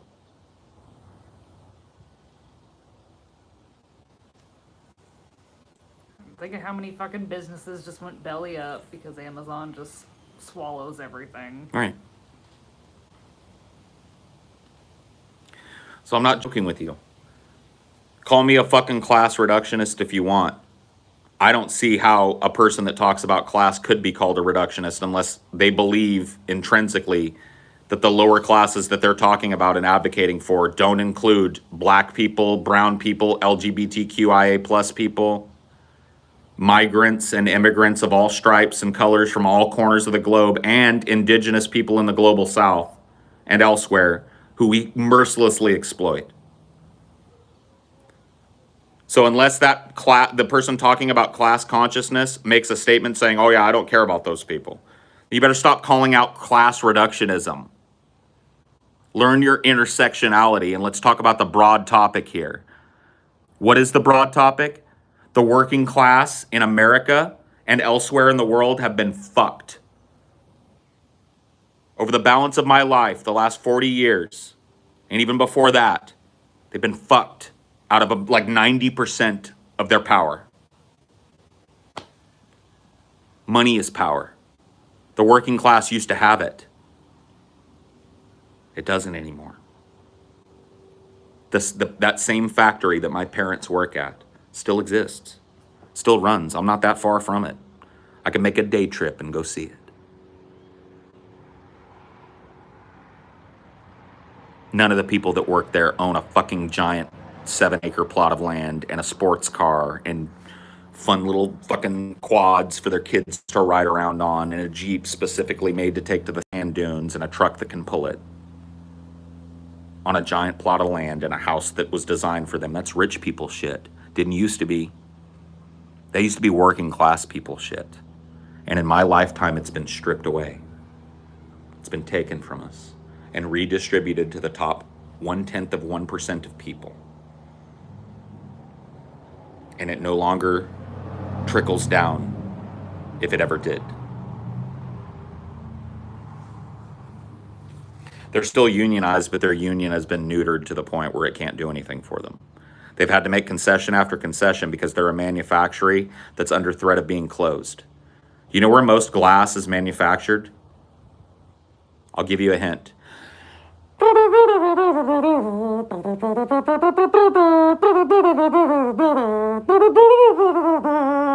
Mexico. And guess what? I'm not that far from the Mexican border. And guess what the fucking company threat is that brought that union and its supporting union to its knees? If you don't take this pay cut, if you don't take this benefits cut, if you don't take this retirement cut, there's no reason for us to keep this factory open. We're going to close it down, parcel out the fucking parts, and move what's usable to Mexico. Period. And so over the years, they took cut after cut after cut, forewent pay increases, took furloughs, all in trying to help the company, and got fucked out of their power.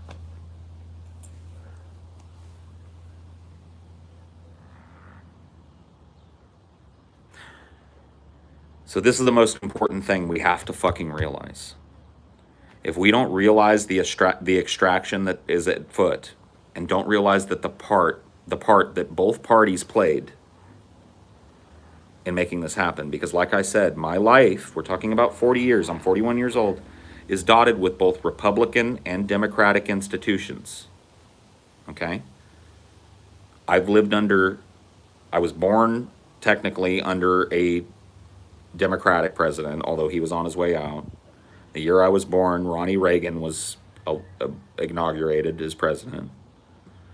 I lived under Reagan. I did 2 cycles of Reagan. After Reagan came George H.W. Bush, and he did 1 term, started the Iraqi conflict in defense of Kuwait, did 1 term. Then Clinton, right? So here we go. Here comes the Democrats. Did 2 terms of Clinton, then got 2 terms of H.W., then got 2 terms of Obama, then got 1 term of Trump, then got 1, now we're living in a term, the Biden term, which is 1 or 2 terms of that. Now you tell me,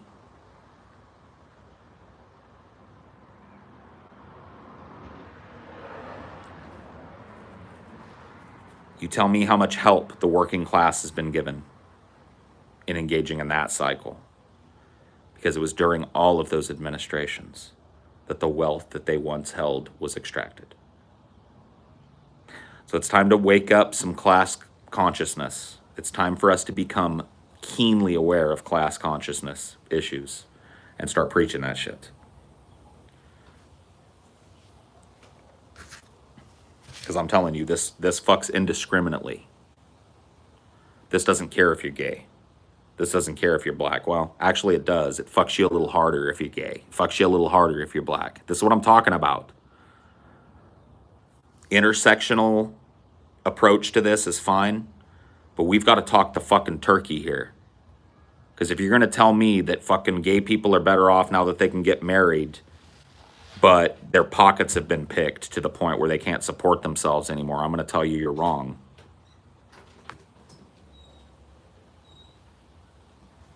And that's what's happened.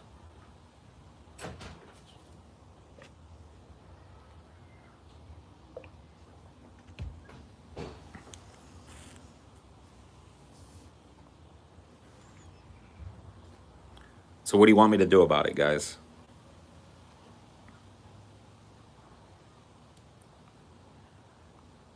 You know what I mean? Stop talking the way I talk, get less emotional about it. You see where I'm coming from here? This is not just an emotional fucking politically based argument for me. I lived this. I watched my parents' wealth diminish to nothing. My mom is now a retiree that is so fucking lucky she got out when she did, and is supported on the little bit of retirement that she locked in before she fucking left that place. And she had so many fucking years too.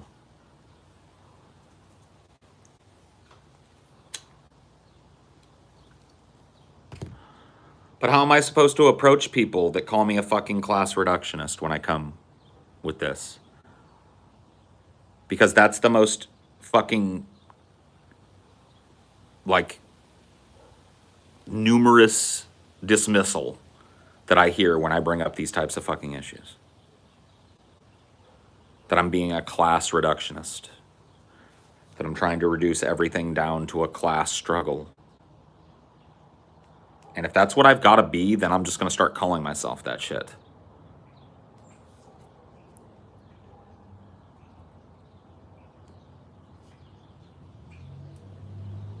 Because I believe that.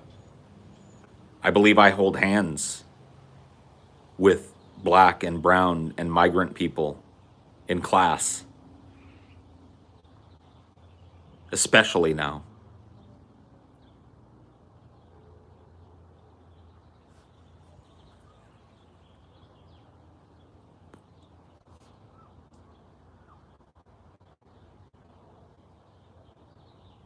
Class reductionist doesn't imply that we're reducing class. Class reductionist implies that we are being reductive in our philosophical or political arguments to class being the only issue that should be focused on. Hey, Paul, what do you think of the lefty YouTuber Thought Slime? I've never heard of him. Never watched anything he's done. I understand what you're saying, Paul. I grew up watching my dad stay at work for weeks at a time before going home. He died working so we could have a place to live after he passed. Yep.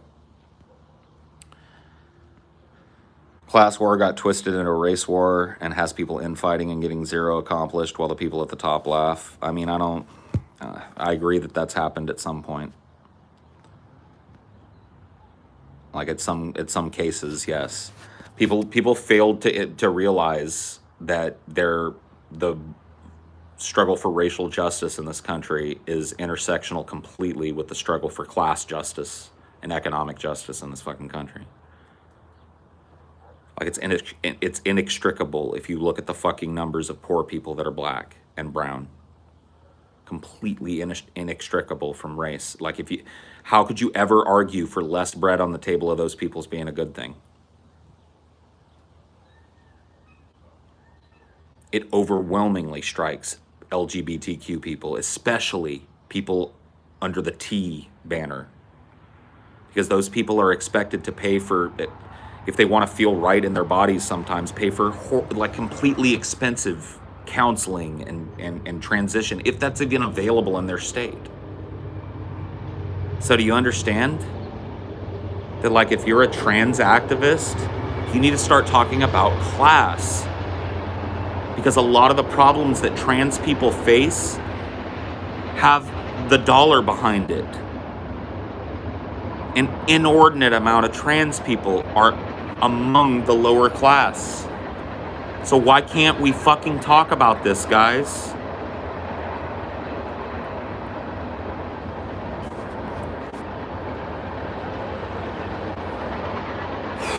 Sun go down.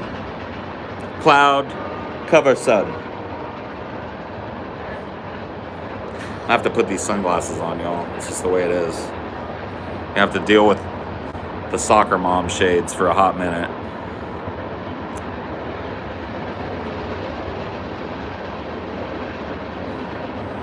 Thoughts on intersectionalism? I've just been talking about it, bro. If you are for social justice, please make this the case for economic justice first. Well, no, you don't even have to make it first. Make it in concert. Make it a part of your fucking argument. And I'm not talking to everybody here because a lot of people have. Like, I'm not the only person that sees the heavy intersection between the class consciousness issues that I'm talking about and being black or gay or trans or Mexican or Central American or South American or Middle Eastern or Indian in this country. Okay?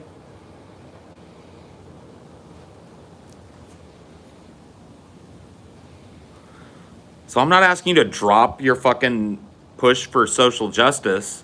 What I'm really asking you to do is add in this inextricable class comparison and start making an argument for economic justice as well, because people need fucking money now.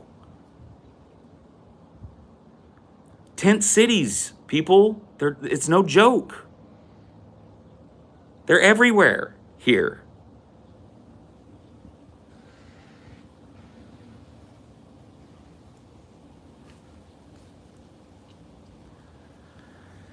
I gotta go fill my cup. I'll be right back. You hang out, and I'm gonna think about maybe moving myself to a place where this fucking sun is in my goddamn face, because it's not gonna go down ever.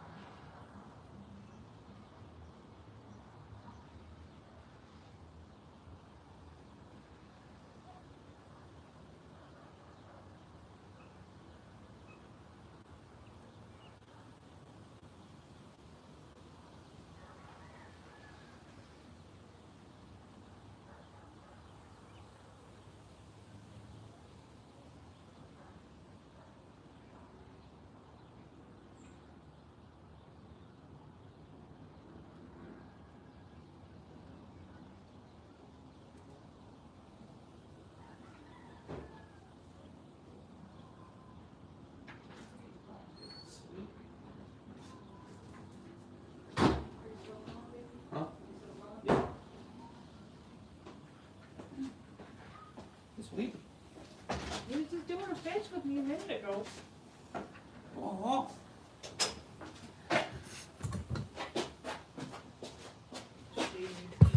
Please. Shade me. It's pretty hot out here. I mean, it's fine in the shade, but the fucking straight up sun is killing me, Smalls. Be able to get enough shade there. I think that's fine. Yeah. Ah, god damn it. You want to just sit here? No, I just need to scooch this more into the fucking corner. All right, we're good. That's actually good because it moved me close to my drink that I sat down on the ground before we moved everything.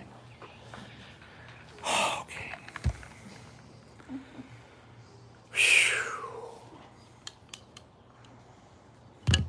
It's a sunny one today. Oh, especially for a hairy fucking piece of shit like me, dude. I gotta get this fucking hair up off my neck now. That's step one, was getting out of the sun. Step two is getting this fucking hair up off my neck. That's step two. Let's fuck this shit. We got spoilt on the coast Yeah. Man, that was nice. until you were freezing your bones off. Yeah.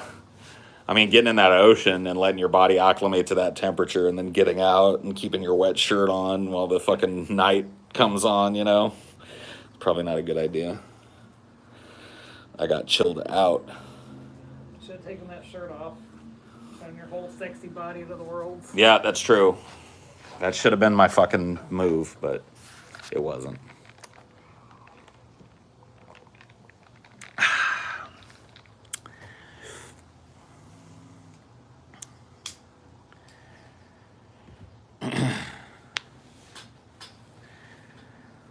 You understand that, like, immigrating out of the United States and moving to another country is out of the reach of a lot of the people that I'm talking about. So I don't really foresee that happening. If it does happen, it'll be a movement of, like, upper class people to tax haven type of places. And it probably won't be India.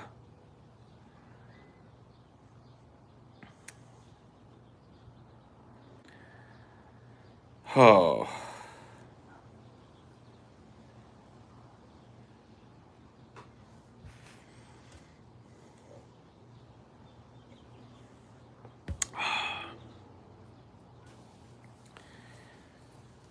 Shouldn't intersectionality promote class consciousness as all of their issues are tied to it? People say that all issues are linked while simultaneously arguing that the talk about the class is reductionist. Well, there are people that want, like, identity politics and social justice to be the center focus of all leftist energy. This does exist. I'm not straw manning here. There's a segment of the left that wants nothing but social justice. And if you want to talk about anything that's outside of that purview, they don't want to hear it because they believe that it takes away from what should be the primary focus, which is social justice. Meanwhile, I feel those people ignore, in a very fucking dangerous way, the extraction that's afoot and what's happened over the course of my lifetime and the lifetimes of people that are my age and a little older than me, where black people have gotten less capable of holding jobs that fucking sustain them, where migrant people are more oppressed, where poor people have less to spend and less options to move than they've had in the past. They just don't like rubbing up against some dirty rednecks that also work side by side with them. Right. See, this is what I'm talking about, man. There has to be a sense of class consciousness that's, and this is not even just a leftist ideal. It's a labor ideal. What I'm talking to you right now is like labor organizing 101. This is getting people fired up about what's been taken from them by the bosses and the corporations and what that means in difference for the average fucking family, right? So you go back and you look at that passionate fucking speech that I gave about what's been extracted in my life. That's the first step in organizing a labor union, is making that argument in one form or another in front of the whole fucking assembled group of people. So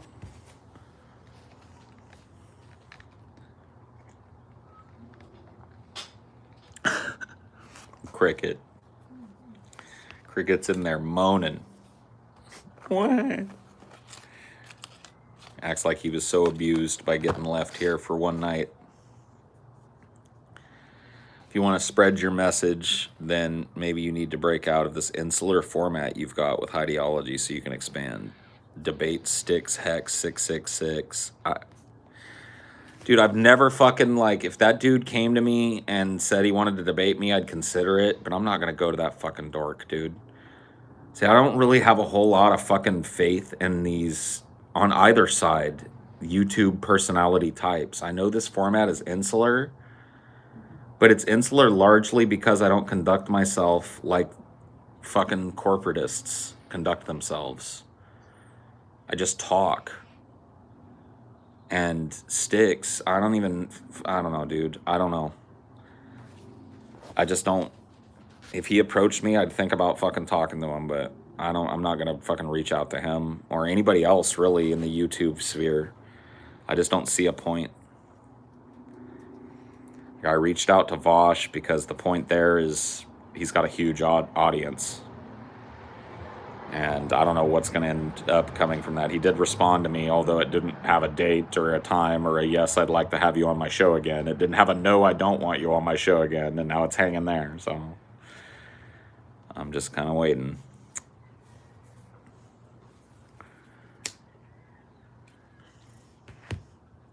But that is what it is. Like, I'm not really thinking that YouTube is the platform right now that can be used for this. I certainly don't see a lot of people on BreadTube or in the YouTube space making this fucking argument the way I'm making it. So it's going to be an insular fucking place. I don't know what else I don't know what to do about that.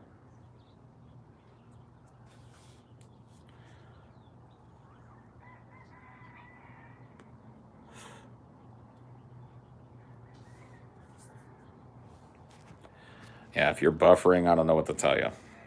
Everything looks fine on my end. It'll tell me if my shit is slow, and it hasn't told me anything about it, so. What about Crystal Ball? What about? What about? Like, I just got done telling you that, like, I'll talk with Kyle. Kyle and I have had interactions before. I haven't reached out to him at all, but he's not really a dude that's all that reachable and shit, so, and I don't want to be all filthy and use TJ's connection and have TJ, you know, fucking going and talking to people for me and shit. Maybe that's what I need to do, but I always feel I don't like doing that. I don't like imposing on people's good graces and shit. You know, I don't like people coming to me and asking me to go to somebody I know with their agenda, you know. So I don't like imposing that on other people.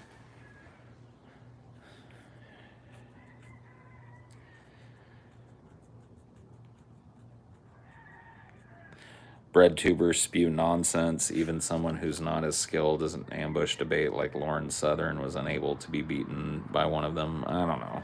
I don't know about that. I haven't watched a whole lot of BreadTube, and I don't really want to get in the fucking habit of saying that, like, as a whole, all of them are ineffectual or not making the same type of argument I'm making, because I just, honestly, I don't watch a lot of them. You don't trip on that chair. Oh, okay. You okay, babe? You want to order something? Are you hungry? I guess we might as well so it doesn't get too late. Yeah. If you want to pick something, I'll end this here in a little bit. We'll eat and fucking chill out and watch something on the TV.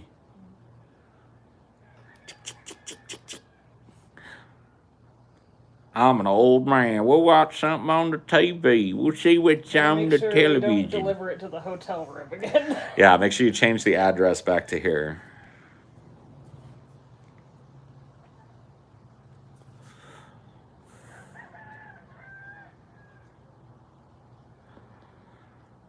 ContraPoints is good. I mean, she's got really high production values, and I find myself agreeing with a lot of the stuff that she says, but not everything. You want just pizza again? I mean, I'm down for whatever, baby. Yeah. You want to get a hot pizza, or do you mind waiting? I don't mind waiting. Okay. But it's up to you. Papa Murphy's then. I'm down with that. Oh, it's closed? Oh. Well, shit. I guess we will have to get hot pizza if we want pizza. That's fine. I'm down with hot pizza. We can do the Mountain Mike's, I guess. Mountain Mike's is good, dude. Mountain Mike's has got those little pepperonis. Yeah. Oh yeah, we can get some Amazon Prime. Yeah.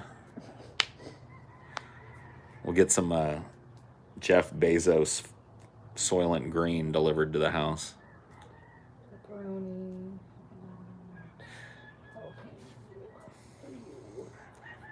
It should be in just the previous orders. I mean, it's been a while since we did it. It Yeah. might have been on your phone, so. That's true. Oh yeah, that's right. I forgot. My phone will have different ones saved. Yeah. The reality is, if you don't network, then it's all largely academic. There's a small chance someone will find you here who's both capable and willing to effectively propagate your views. Fair enough. Point taken, but like, dude, you see how I am. Like, how good I'm not great at networking. I don't like doing it. I would much rather just build what I've got here and work that way. I don't work well with others. And them's that I work well with, It's kind of rare for me to not be abrasive, especially in a political discussion with somebody. And people don't like that. People don't like me coming on their shows and being abrasive to them and calling them, like it's an inherently aggressive thing you're asking me to do to a bunch of people. Because I'm not going to go on Vosh's show and tiptoe through the tulips with Vosh. If he has me on, we're going to talk about the type of shit we're talking about here today. You know what I mean? Or any of these fucking people. And nobody likes that. There are very few people that want that kind of shit.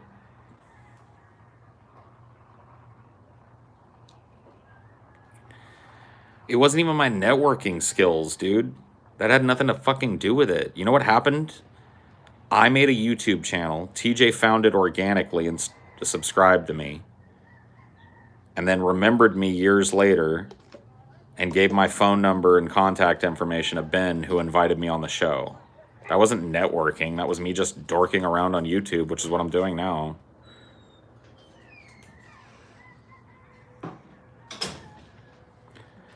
Well, I can't be all nicey nice, and I won't be, and I don't sell myself that way to people, and I don't conduct myself that way on my own shit, so nobody has any reason. It was like the other day, and I don't want to shit talk the dude anymore. I was a little salty after I went on his show, because I was a long-ass fucking show, but Wizard of Cause, right? I was on his show, and he seemed to be real displeased with what he got out of me. He wanted me to shut up and be quiet and not fucking have long-form discussions and to keep my mouth shut about this, that, or the other thing, and... You go back and watch my appearance on the show. I just wish I hadn't gone. You know what I mean? Because he clearly had no fucking clue who he had on the show. You know what I mean? I can't do that. I can't go on somebody's fucking show and conform to whatever their norms are. I'm not like, you know what I mean? As soon as they start, like if they're like, okay, here's the intro, and then we'll go into it, and then I'll do a little thing, and then we'll start. I'm like, cool. But other than that, like, I can't go on somebody else's show and conform to all the norms of their goddamn fucking show and whatever structure it is. I make the structure when I go on a show. Like the structure becomes whatever the fuck I want for as long as they'll have me, and then that's the way it works. And that's not necessarily a good thing, but I don't know how to be otherwise. And not a lot of people want that. Yeah, he was saying shit like that all night. I remember when I hosted my own show. I was like, well, don't have... At one point, I remember telling him, like, but see, here was the problem. The first time I went on his show, it was just me and him. So he was the only person I was bouncing off of. This time I went on his show that has another dude on it. And that dude and I got in an argument. And I think that's what he was salty about. But we were having a good fucking talk about shit. And, whatever. It just is what it is, bro. Like, I bring what I bring, and a lot of people don't want that on their fucking show, and I can't say that I blame them. It's like inviting a bull into a china shop, Like, why would you do that? That's why this is such an insular fucking community. That's why what I do here, especially my solo shit, is so insular. You see how people respond to this shit. Some people are babies, man. They can't handle baseline enforcement in a chat. They can't handle a fucking streamer that actually, number one, reads their shit, and number two, doesn't give them deference. You know what I mean? So they get all fucking worked up about it. It's just the way it is. So I refuse. It's not that I refuse. I can't be not that when I go on a show. So what I do?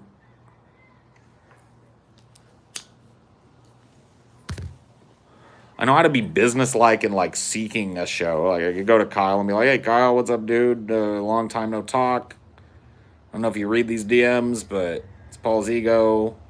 You know, we chatted a couple of times back on DP. Always had a good rapport. I'd love to talk to you about current events. You know, come on your podcast with Corin or whatever the fuck and talk about current events or whatever the fuck you have me. You know, here's some examples of some of the stuff I talk about and blah, blah, blah, blah, blah. And, you know, he follows me on Twitter, so I know he sees my shit. He retweets me from time to time. So it's like, I don't have to explain a whole lot to him.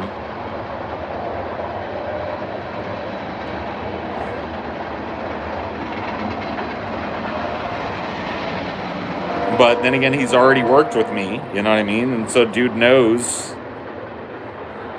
I'm a guy that gets fucking angry. I'm a guy that yells and is passionate about what he talks about, especially when we get into the political and philosophical arena. I'm a dude that likes to yell. Like, there's a lot of emotion behind my argument, and I do that unapologetically as a human being. I'm not a fucking binary robot. You know what I mean?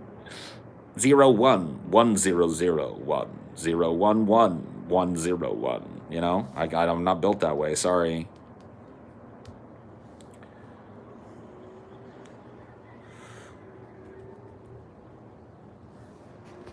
Dang, YouTube kicking me out. Yeah, what is going on?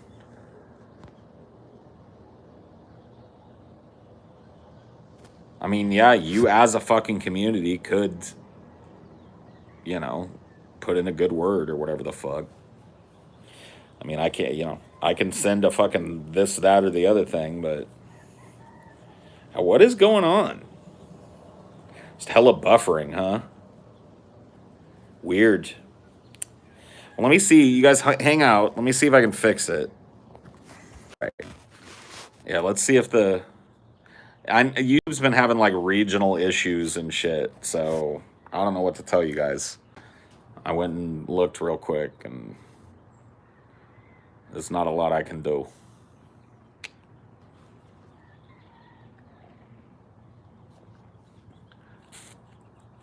No, he didn't in stream. Tell people to refresh the stream. Yeah, I did everything I can do. I have an error. YouTube error.